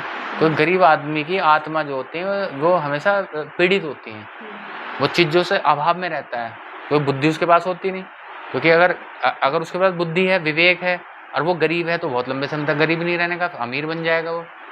तो ऐसे बहुत कामयाब लोग होते हैं जो बहुत गरीब लोगों को अपना दोस्त बना लेते हैं, उनके अंदर ये आदत देखते हैं वो। ऐसी पढ़ाई है, पढ़ाई में भी ज़्यादा बुद्धू बच्चों को अपना दोस्त मत बनाओ, क्योंकि वो यही करेगा, वो तुम्हें निगेटिव करना शुरू कर देगा। अब देख रहे हो जैसे इसका दादा मर गया हो, है ही ना दादा तो है। अबे यहाँ ये बात चल रही कि वो अपना मुंह ऐसा बना ले बिल्कुल, इसे दिखा कर मुझे क्या दिखावा, इसे मतलब ऐसे दिखाने से क्या होगा मतलब। अबे तो इंतजार कर, अभी सुन, सुबह अभी यहाँ से हटेंगे, पढ़िए बैठकर, सुबह को उठिए सवेरा, ठीक है ना। 2 साल हो गए तो समझाते हो कि डायरी बना ले, मुंह पर गुत मारने वाला मैं इसके से। और बहुत पीड़ा होती है भाई अंदर से, क्योंकि यार कैसे ना हो बता। तो बड़ी मुश्किल में इनके माँ बाप इन्हें पढ़ा रहे हैं, दूसरे ये कैंसर है, इन्हें पैरों में कैंसर हो जाएंगे। अरे कैल्शियम झाड़े लगवाए इसने, झाड़ा भी लगा इसका। हाँ और क्या, झाड़ा लगवा गया फिर कभी किसी ने कुछ कर दिया हो तो इसकी कुछ सीमा थोड़ा ही है भाई। बेवकूफी की कोई सीमा नहीं है, बढ़ता चला जाता है भाई। मैं दोपहर क्या बता रहा था तुम्हें कि मेरा एक्सपीरियंस, तुम लोग कह रहे थे ना कि भैया फिर तो होते नहीं है, कोई कह रहा था मुझसे कि फिर बालाजी में क्या होता है। भाई इसकी सीमा नहीं है, फिर ये बढ़ता चला जाता है। ऐसी कोई बात बता दे मुझे ऊट पटांग जिसकी इतिहास में चर्चा ना हुई हो, तो हर चीज उपलब्ध है। तुम यूं कहने लगो कि मुझे आकाश में शिव जी दिखाई देते हैं, तो वह बादलों की शेप ऐसी ही दिखनी शुरू हो जाएगी। फिर क्या बेनिफिट लग रहा है उसे देखने से, बताओ तुम मुझे। अगर दिख भी रहे हैं और हैं भी तो क्या बेनिफिट लग रहा है वो हो। मैं यही तो कह रहा हूं, अगर तुम ये सोचोगे है भूत है तो है, धंधा चल उनका वो उतार भी रहे हैं और तुम यूं कहने लोगों नहीं है, तो ऐसे भी बहुत लोग हैं जो नहीं है तो नहीं है। भाई आप ये बताओ, अब ये कोई नु कह दे भैया इस पेड़ के नीचे भूत रहे वो, अब तो मुझे पागल कुत्ते ने काट रखा है, मैं जाऊंगा मैं क्यों जाऊं मैं तो नहीं आता। और होते होंगे, मुझे क्या लेना। मुझे एहसास होने लगा तो मैं हमेशा कहूंगा अपने आप से नहीं होते। भाई चलो मुझे लग रहा है कोई खड़ा, तो मैं इसे बुला लूंगा अपने पास, भैया आजा मुझे डर लग रहा। मैंने कहूंगा ना डर लग रहा, मैंने को कहूंगा साला मुझे कोई दिख रहा नहीं, क्योंकि आगे बढ़ना ना, वो भी परेशान हो जाएगा जो दिख रहा, नहीं से तो वो भी दुखी होकर चला जाएगा। अरे भैया ये तो, क्योंकि वो भी तो किसी मकसद से ही दिख रहा होगा ना। अब ऐसे ऐसे भेंडे समाज जो हो, अब हाँ, और वो आदि हो गया, यू हो गया, एक वो चला ही गया भाग कर। भाई साहब घर मतलब जी करो एक खुफिया विभाग बनाकर, जो है ना खुफिया विभाग बनाकर, इन बच्चों को किडनैप कर कर पीट गए भाई साहब, तब पढ़ाया जावे ना, तब जाकर यो देश तरक्की कर सकता है। नहीं यो देश तरक्की नहीं करने का भाई, यो देश ऐसा ही इतना भूंडा समाज है, यो भारत समाज जो हो। और अब सही है भाई, इसमें एक धर्म हिंदू, मतलब हिंदू धर्म हिंदू राष्ट्र बनाने की कोशिश कर रहे हैं, बनाओगे कैसे ये तो बता दो। उस मंदिर को कैसे सही करोगे जिसमें पुजारी बैठा और वो कह रहा ना ला मुझे 100 रुपए दे तू। मैं गया केदारनाथ तो उसे दिव्य उड़ा लिया, उससे 100 रुपए ले लिए, और जबकि पूरी श्रद्धा भाई मैं भगवान शिव को मानता हूँ, उनके पदचिन्हों पे चल रहा हूँ मैं, मतलब कोशिश कर रहा हूँ, नहीं चला जा रहा। तो मैं हनुमान जी को भी मानता हूँ, वो मेरी उसका प्रतीक है, मेरी शक्ति का प्रेरणा स्रोत है वो मेरे। लेकिन यार बहुत अंधविश्वास है भाई, बहुत ज़्यादा अंधविश्वास है। इतना है कि devil is in the detail. अगर कभी अपने घर का इतिहास पढ़ेगा तो उसमें तुझे ये दिखाई देगा, बहुत कहानी खराब है इन चीज़ों को लेकर, बहुत ज़्यादा। और पता है ऐसे लोगों की एक आदत और होती है, ये तुम्हारे पास रहने लगा ना तो ये जब तक तुम उस भगत के पास नहीं ले जाने के, इनका मकसद बन जाओ। हाँ, गैस नहीं कटने की। देखो तुम्हारे कुछ भी हो जाओ, फिर तुम्हारे घर में गाय बीमार हो रही हो, तुम्हारे बच्चे को ठोकर लग रही हो, तुम्हारा दूध फट रहा हो, ठीक है, कुछ भी हो रहा हो, देख बहना, हाँ देख बहना, एक काम कर ले तू चाहे कुछ भी, छत पे आवाज आ रही हो। भाई मैं 9th 8th क्लास में था, तो जब पिताजी नहीं रहे थे घर पर, तो मैं बेताज बादशाह घर का, तो टीवी का रिमोट मेरे पास और मैं टीवी देखे करूँ था रात, पूरी रात गुस्से में। उसके और भी फैक्टर्स थे मतलब, बट एक ही। अब भाई मैं जब सोए गूँ तो बाहर का कमरा था, नाली पास में थी, ठीक है ना, और मतलब सड़क पास में थी। तो मुझे भैया 11 बजे के आसपास जो छन छन छन की आवाज़, हाँ चकचुंदर थी वो चकचुंदर ही थी भाई। अब भाई मैंने मम्मी को सुनाया। मम्मी की इस बात में तारीफ करनी पड़ेगी कि मम्मी का माइंड इस चीज़ में ऐसा ही है। अगर उन्होंने कोई नू भी कहने लगा ना कि मुझे कुछ दिख रहा, बे भाई उन्हें भी दिख रहा होगा, मना कर देंगे बे कि नहीं दिख रहा। वे इस चीज़ में बहुत अंधविश्वास, वे ऐसा नहीं करती, मतलब यो वाली चीज़ नहीं है, मतलब उन्होंने कहा ऐसी कोई आवाज़ आ रही होगी, कुछ नहीं है। फिर भाई पर मेरा तो दिमाग में मुझे आ रही है आवाज़, और मैं उस 9th क्लास का बच्चा, और वो भी मतलब कॉन्वेंट में हमें बहुत अलग से तैयारी कराई जाती है हमारा। अब तो घटिया तैयारी हो रही है, अब तो कहीं कोई साइंटिफिक, बट आज भी कॉन्वेंट उनसे जीत ही रहा है CBSE वालों से, क्योंकि CBSE में एक तो पॉपुलेशन बहुत है, और जब पॉपुलेशन बहुत है तो समाज का हर तबके का बच्चा वहाँ जा रहा है, हर तबके का बच्चा वहाँ जा रहा है, तो वो घटिया समाज के भी जा रहा है वहाँ पे। वहाँ आज भी कम सीट्स हैं, तो एडमिशन कैसे होंगे? अरे आप एक बार बताओ, अभी नर्सरी क्लास के लिए 500 सीट आएंगी, मान लो 500 सीट आई, 500 तो आती भी ना, शायद 250 या 300 सीट आती हैं नर्सरी क्लास के लिए, तो उसमें से 60% तो उन्हीं बच्चों का एडमिशन होता है जिनके माँ बाप सेंट मेरिज से पढ़े हुए हैं। तो यानी उस कल्चर के बारे में उन्हें पता, तो उनके घर का जो स्तर होगा बात करने का, समझने का तरीका, वो वैसा ही होगा। तो ये तो जीत तो ही जाएंगे हमेशा, क्योंकि वही पौध आती चली जाएगी ना, उसमें बार बार वही नरिश होकर आती चली जाएगी। फिर डिस्ट्रिक्ट में जब भी कोई गवर्नमेंट ऑफिसर आता है, वो क्या सोचता है कि मेरा बच्चा कहाँ पढ़े, सेंट मेरिज पढ़े। कॉन्वेंट सबसे अच्छा स्कूल कौन है? कॉन्वेंट है कि वो जैसे तैसे करके जुगाड़ लगाकर यही सोचेगा कि इसमें एडमिशन हो जाए। और अगर कॉन्वेंट इतने कामयाब होते हैं तो तुम फिर ये गांव के कॉन्वेंट हैं, हल्दौर का हो गया, इनमें जाके देखो।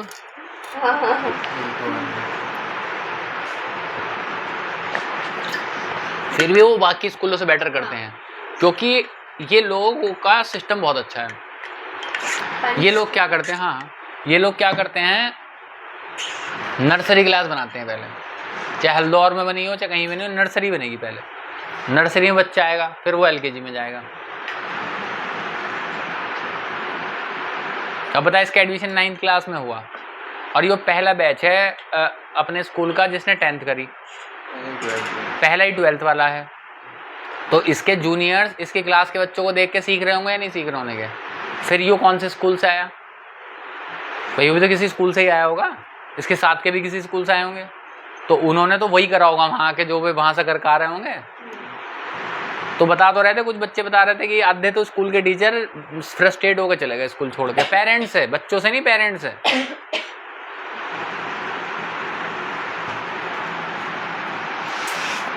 बहुत दिक्कत है मतलब। और फिर आ जाएंगे, तुम्हारी प्रोटेक्शन में खड़ी हो जाएगी सरकार, क्योंकि सरकार को तुम्हारे वोट लेने हैं। वो कह देगी ये टीचर्स गलत हैं, कि तो टीचर्स का काम है बच्चों को समझाना, बच्चों का कुछ नहीं है, पेरेंट्स का कुछ नहीं है, बस टीचर का ही है सब कुछ, टीचर ही करेगा सब कुछ। उन्हें तुम्हारे वोट लेने, तुम्हारे माँ बाप के, वो तो कह देंगे सस्ते सस्ता सिलेबस बनाओ, इतनी आफत कहीं की आ रही है, हर बच्चा कोई IAS थोड़ी बना होता है, ऐसी बात करने लगे। क्यों नहीं बनना चाहिए भाई? देश में तुम्हें योगदान देना है तो हर इंसान एक सिपाही होना चाहिए, किसी चीज़ में तो अच्छा करे। तो भाई कह रहे हैं वो दिखा दिया, फिर वो आना वो टिकटॉक पे जाके वीडियो बनाओ, देखते चला गया।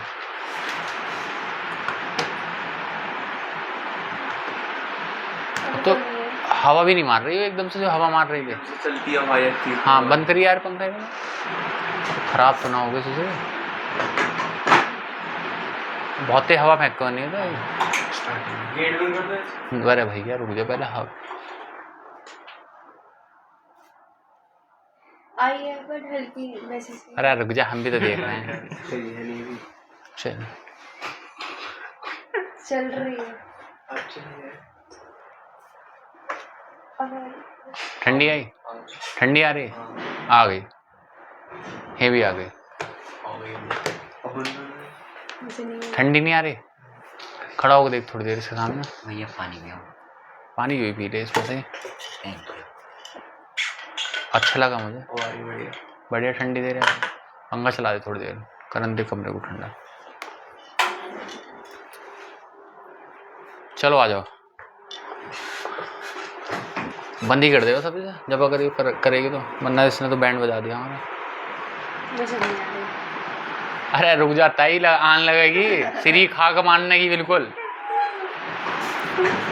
हाँ इतनी तो हमारी कटिया भी ना रंभाती बिना पानी के, जितना तू रंभा रही।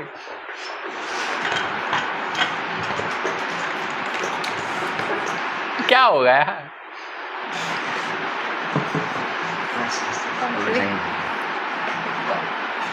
युवराज दुर्योधन की काट दूंगा, एडिट कर दूंगा सब। भैया आप नाइट क्लास में थे, छन के आवाज आ रही थी। माँ तो पता चली चुकचुंदर की आवाज़, और क्या। घर वालों ने बहम नहीं बनन दिया कभी भी। देख सारी चीज़ें बेकार नहीं है, एक बात होता, सीखा तो मैंने घर वालों से ही है, तो सारी चीज़ें गलत तो है नहीं है, बट फिर अपने रूल्स को अपना भी फॉलो करना बंद कर दिया उन्होंने। यानी बचपन में रूल्स बहुत अच्छे थे उनके, मतलब मम्मी की समझदारी थी काफ़ी, मतलब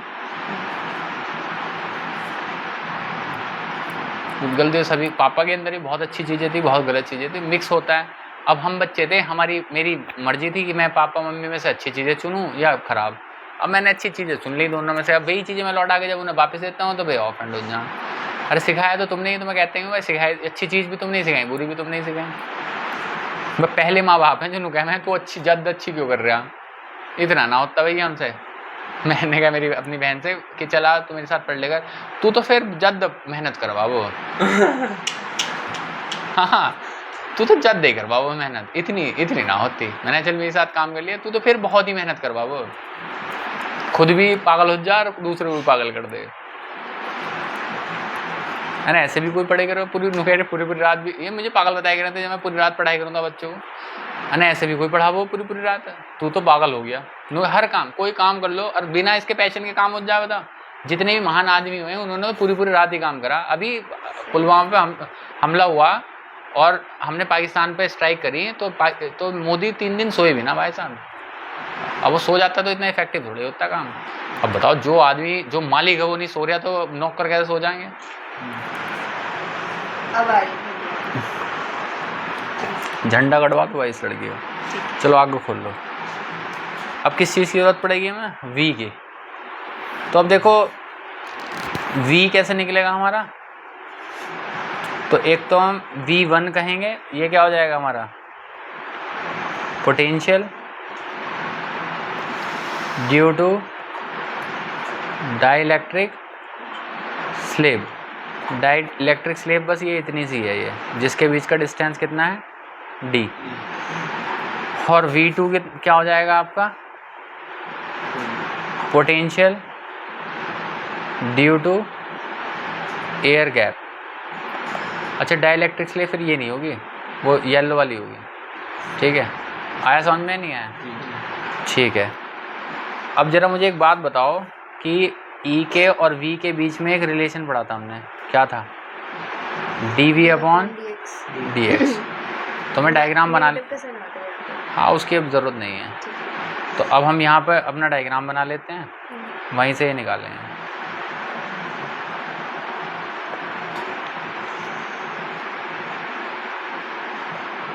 पॉजिटिव, नेगेटिव, ये है वो डाइलेक्ट्रिक स्लेब।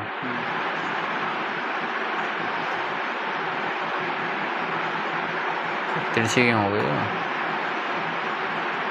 वो यार?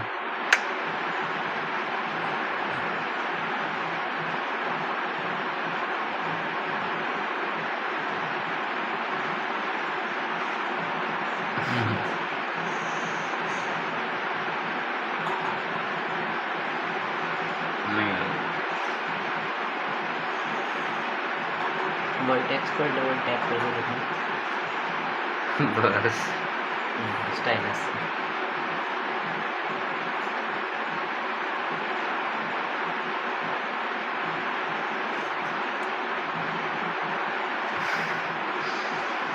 अब ठीक है?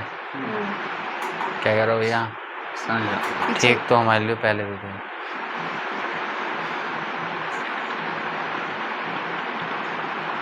हो गई बहुत क्लियर। ये क्या हो गई इसकी थिकनेस, और यहाँ क्या होगा फिर नेगेटिव, और यहाँ क्या होगा पॉजिटिव। तो इसका डायरेक्शन ये होगा, ये इसकी इलेक्ट्रिक फील्ड इंटेंसिटी होगी। और यहाँ पे क्या है एयर, और यहाँ पर क्या है एयर। तो इसका इलेक्ट्रिक फील्ड क्या होगा ई नॉट और ई नॉट। ठीक है जी। और V1 किसे लिया हमने ड्यू टू एयर गैप। तो यहाँ पर हमने V1 लिया है और यहाँ पर क्या लिया है V2। और इनके बीच में रिलेशन क्या है -dV/dx। तो इसको हम लिख सकते हैं कि dV कितना हो जाएगा E/dx विदाउट साइन अगर करें तो V1 कितना हो जाएगा हमारा EM, और इनका डिस्टेंस कितना T। बताओ हो जाएगा नहीं हो जाएगा? तो V2 कितना हो जाएगा हमारा E0 और D - T। बताओ समझ में आया नहीं? आ गया सबको समझ में? ठीक है। अब इन्हें क्या करना है हमें प्लस, तभी तो V आएगा। तो V1 + V2, तो ये कितना हो जाएगा EM × T, और ये E0 और D - T। बताओ यहाँ तक कोई दिक्कत नहीं है? अब किसी प्लेट के लिए जो E होता है मतलब इलेक्ट्रिक फील्ड होता है, तो वो क्या होता है σ/2ε0। वो एक प्लेट के लिए होता है, ये दो प्लेट हैं। तो बताओ ये फॉर्मूला लगेगा या नहीं लगेगा? ठीक है ना। E0 के लिए ये वाला फॉर्मूला लगेगा, और EM के लिए क्या लगेगा σ/EM। कोई दिक्कत यहाँ तक? EM नहीं εm। ठीक है, लगा दें तो V = उससे क्या पता है। तो इधर क्या आएगा सिग्मा अपॉन इसमें तो हमारे पास एक ही शीट है ना भैया।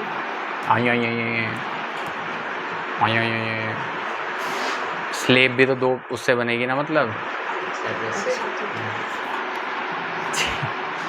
चलो तो अब इसमें आ जाएगा ये दिस × T, और ये क्या हो जाएगा σ/ε0 D - T। बताओ ये समझ में आया नहीं आया? तो V = σ/ε/m T प्लस इसके अंदर मल्टीप्लाई कर देंगे तो ε0 D, और ये -σ/ε0 T। बताओ ये कोई समझ में आया नहीं आया? इससे क्या हो जाएगा कैंसिल। ठीक है, σ/ε0 D। बताओ समझ में? हाँ, वो जो तू कह रही थी वही हुआ, वो कट गया। ठीक है ना। अब आया समझ में नहीं आया? ठीक है। अब V की वैल्यू आ गई। वो सही कटा है गलत कटा? अच्छा गलत कटा लो, वो करवा लो। K आएगा, सही कह रहा है K आएगा। और इसने मेरे दिमाग में घुसा दी थी ना एक बार, मुझे लगा काट तो दूँ। लो भैया कट रहा। V = σ/K/ε0 लिख देता हूँ इसे T, σ/ε0 D, σ/ε0 T। बताओ यहाँ तक समझ में आएगा? V = σ/ε0 T कॉमन आ जाएगा, ये 1/K - 1। अब बताओ आया समझ में नहीं आया? और फिर पूरे में से ही σ/ε0 कॉमन ले लेता हूँ। ठीक है ना। और यहाँ भी ε0 और यहाँ भी ε/σ0। तो ये इसके अंदर मल्टीप्लाई कर देता हूँ T/K - T और प्लस के D। अब बताओ समझ में आया? अब आ गया समझ में? तो ये V हो गया, इसको सेकंड इक्वेशन बोल दो। और पीछे हमारा सी की वैल्यू क्या आ रही थी, सी की दोबारा सी लिख लेता हूँ, फिर पीछे जाना पड़ेगा, Q अपॉन V ये थी, और इसमें Q की वैल्यू हमने कहाँ से निकाल ली थी, surface charge density Q upon A, ठीक है। तो Q हो जाएगा आपका सिग्मा A, तो ये हो गया आपका सिग्मा A अपॉन V। बस अब हम यहाँ पे V की वैल्यू रखेंगे, तो ये सिग्मा A अपॉन V की जगह आएगा sigma upon epsilon not T upon के माइनस T प्लस D। बताओ ये समझ में आया नहीं आया, सिग्मा से सिग्मा कटा, ये क्या हो जाएगा A epsilon not upon T upon के माइनस T और प्लस के D। ये हमारा आंसर आ गया, ठीक है जी। और इसको थोड़ा सा यूनिफॉर्म पहना दो, इसको ले सकते हैं D, क्योंकि पहले तो D था, बस पहला आंसर तो यही है ना, अगर डाइलेक्ट्रिक स्लीव ना रखें तो यही है इसका आंसर। और फिर इसके बाद क्या है इसमें D माइनस T और प्लस T अपॉन के। तो ये कब होगा, जब किसी पैरेलल प्लेट कंडक्टर के बीच में डाइलेक्ट्रिक स्लेब रख देंगे, तो क्या होगा, D के साथ उसकी थिकनेस प्लस उसकी थिकनेस और उसका डाइलेक्ट्रिक कांस्टेंट और आ जाएंगे उसके साथ। बताओ समझ में आया नहीं आया, आगे खोलो।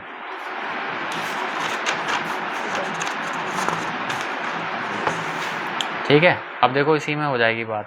पहली, अगर T और D आपस में क्या हो जाएं, इक्वल, इसका मतलब समझ रहे हैं आप, ये पैरेलल प्लेट थी और जो ये हमारा इसके अंदर जो डाइलेक्ट्रिक स्लेब रखी थी हमने ये, ठीक है ना, ये हाँ इसकी थिकनेस इतनी हो जाए जितना जितना इसके बीच में, तो बस यहाँ रख दोगे, T और D रखते के साथ ये दोनों कट जाएंगे, तो क्या हो जाएगा, C का फॉर्मूला K ऊपर चला जाएगा, तो K A epsilon not upon D। बताओ समझ में आएगी, स्पेशल केस समझ में आ गया, ठीक है, सही आ रहा है। हाँ। और फिर T और D एक हैं, तो फिर इसे T थोड़ी का होगा, फिर इसे D कह देंगे। आप बताओ, ठीक है जी। अब ये कह रहा है कि अगर T कितना हो जाए, 0 हो जाए, इसका क्या मतलब है कि डाइलेक्ट्रिक स्लीव हो ही ना, तो फिर ना हो तो फिर ये देखो, अगर T हो ही नहीं तो ये दोनों 0 हो जाएंगे, तो भी यही आंसर होगा, C इक्वल्स टू के A epsilon not upon D। अब आया समझ में, नहीं आया, आ गया समझ में, नहीं आया। मेन बात क्या सीखने की है इसमें, मेन बात ये सीखने की है कि अगर डाइलेक्ट्रिक स्लेब उतने ही डिस्टेंस की होगी जितने की पैरेलल प्लेट के बीच का डिस्टेंस है, तो इसके बीच का जो मीडियम उसका असर खत्म हो जाएगा। और अगर देखो ये है कि डाइलेक्ट्रिक स्लेब नहीं है, ये है, लेकिन दोनों का आंसर क्या है, सेम, तो या तो उसकी विड्थ हो जाए उतनी ही जितना उन दोनों के बीच में।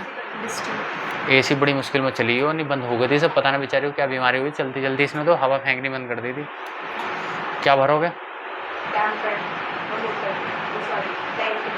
टैंक में पानी ना है, तो अभी तो हम जाग रहे हैं, हम भर देंगे, पानी पीने लायक है सबके पास, तो अभी पियेंगे वो हैं, वो वाली बंद कर दी तुमने यार, इसका बंद होना ज़रूरी भी है क्योंकि इससे ही दिक्कत है। अब ना चली ना करिए किसी वजह से, वो बताएं हैं, स्टेबलाइजर इनमें खुद वो कंपनी वाले बहुत होशियार रहे हैं, दुकान वाले बस गाली देने में, बिना फालतू में उसे बेचना नहीं, 3000 रुपये का बिक रहा वो, इसके अंदर स्टेबलाइजर है वो।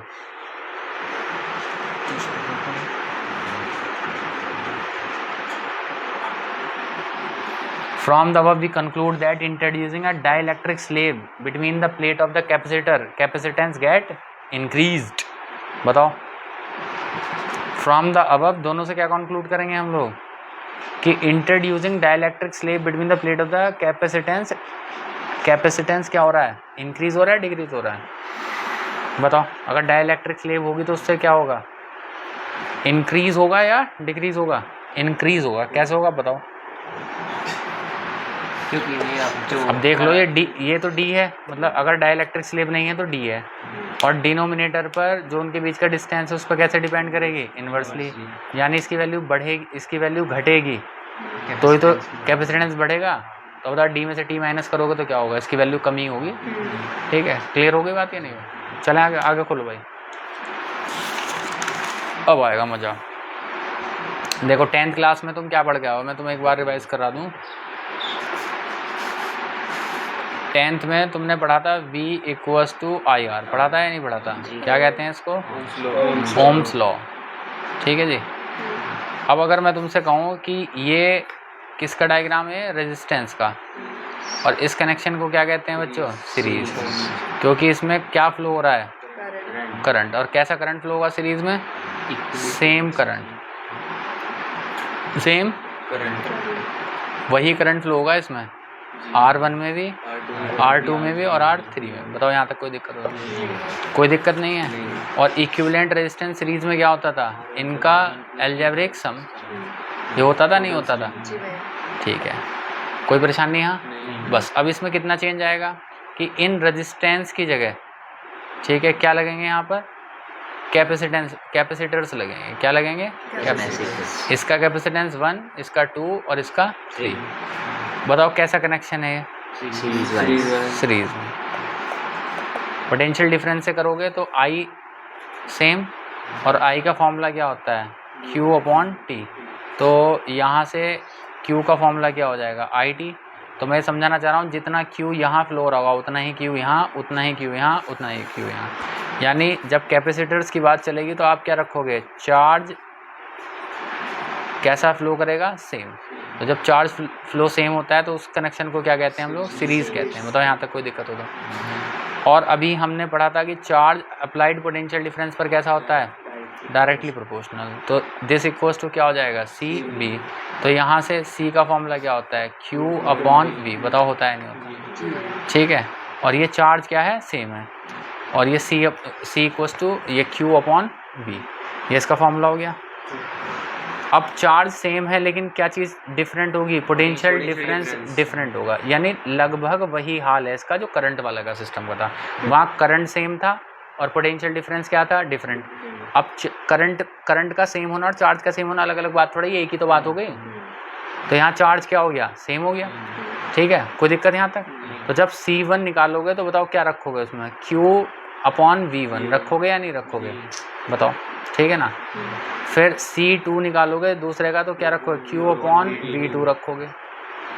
फिर C3 रखोगे तो क्या हो जाएगा? Q/V3। यहाँ तक कोई दिक्कत? अब बस एक बात याद रखना कि ये फॉर्मूला C के लिए ना बनाकर V के लिए बनाते, ठीक है ना। क्योंकि उसका रीज़न ये है कि टोटल पोटेंशियल डिफरेंस क्या होगा? V1 + V2 + V3। वहाँ भी तो ये करा था हमने। तो अब यहाँ से अगर मैं V का फॉर्मूला बनाने लगूँ यहाँ से तो क्या बनेगा? वो Q/C बनेगा। तो इसमें net charge upon net equivalent resistance होगा, ये सीरीज़ का CS कह दूँ इसको। तो V1 के लिए क्या होगा फिर इसमें बताओ? हाँ Q1 कह दो या Q, क्योंकि 400 सेम ही रहेगा। तो Q/ क्या हो जाएगा? C1। फिर Q/ क्या होगा? C2। Q/ क्या होगा? C3। तो Q/CS equals to Q common आ जाएगा तो ये क्या हो जाएगा? 1/C1, 1/C2, 1/C। Q से Q क्या हो जाएगा? कैंसिल। तो 1/CS कितना हो जाएगा? 1/C1, 1/C2 और 1/C3। देखो इसमें कैसा आंसर आ जैसे वहाँ पर आगे समझ में आती है नहीं है? ठीक है, चलें आगे खोलो भाई। तो इसके क्वेश्चन करने में भी तुम्हें ज़्यादा दिक्कत नहीं होगी। तो अगर मैं तुमसे कहूँ कि मेरे पास 12 कैपेसिटर्स हैं, 12 ऑफ इक्वल कैपेसिटेंस,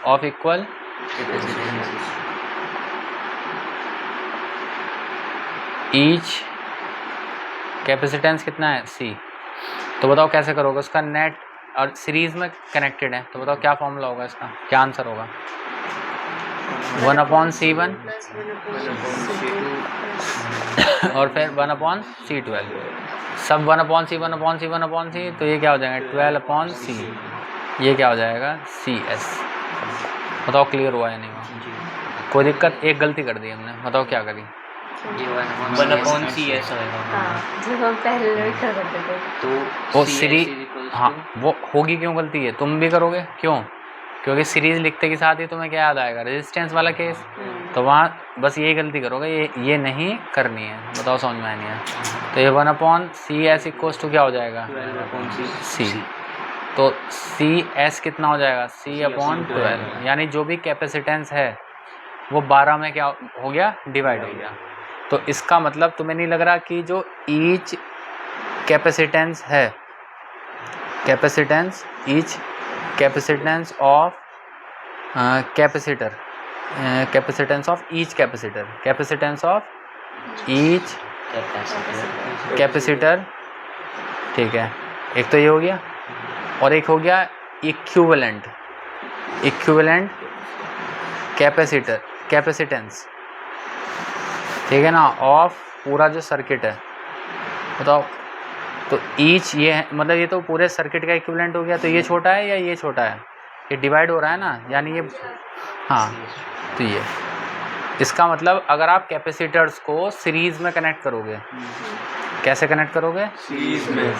तो हर एक का जो कैपेसिटेंस होगा और जो इन सब का कंबाइन होगा, मतलब कंबाइन वाला वो ईच से भी छोटा होगा, मतलब जैसे रेजिस्टेंस, हाँ, पैरेलल में होता था कि जो स्मॉलेस्ट होगा ना, मतलब इन सब में। अब तुम ऐसे समझ लो कि इसका 2 फैरेडे, इसका 3 फैरेडे और इसका 4। अब ये कह रहा है सीरीज़ में कनेक्टेड है और इसका इक्विवेलेंट निकालो। तो 1/c s क्या करोगे? 1/2, 1/3 और 1/4। इनका एलसीएम लोगे 12, 2 6 जा 12, 3 4 जा और 4 3 जा। आया समझ में? नहीं आया?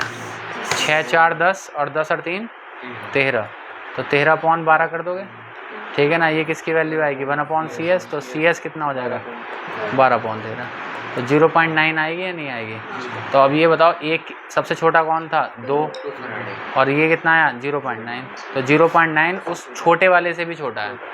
बताओ समझ में आया नहीं आया? चलो आगे चलो। अच्छा, यही ले रखा है इसने भी, ठीक है। भैया मुझे ना दर्द हो रहा है कहाँ? यहाँ पर, और मतलब ऐसे चुभन हो रही थोड़ी। कैस सांस लेने में प्रॉब्लम हो रही है ना? जब सांस ले रही हो, जब हो रहा होगा दर्द। हाँ हाँ, गैस। आप बर्गर खाया अभी लौंडिया, असड़ा है बर्गर खाया चिड़िन उसमें कंपटीशन पे है। गुत मारा? अच्छा, हम गुत मार दें इसका। हाँ, ये सही है। गैस टोकार कैनोला उससे भी बढ़िया रहेगी फिर। टोकार कैनोला वो डंगरों को जब गैस बनो है ना, तो उनको लगा दें और उसमें गैस बाहर निकल जाए, कोक में लगा देंगे। वो बड़ा साइज चाहिए, और जब उससे निकलते तो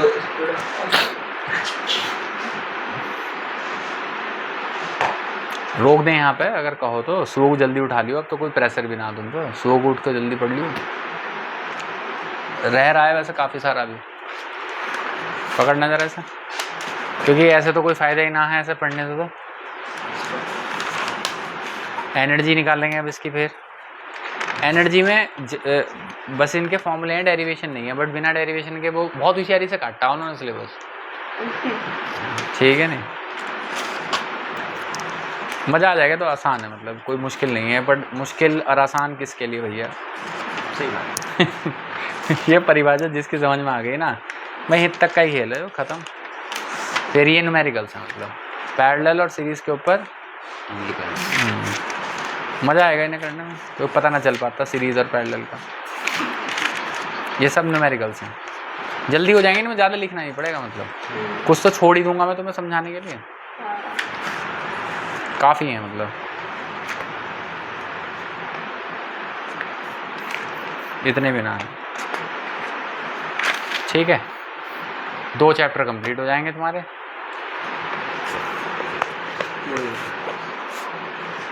चलो फिर मिलते हैं ब्रेक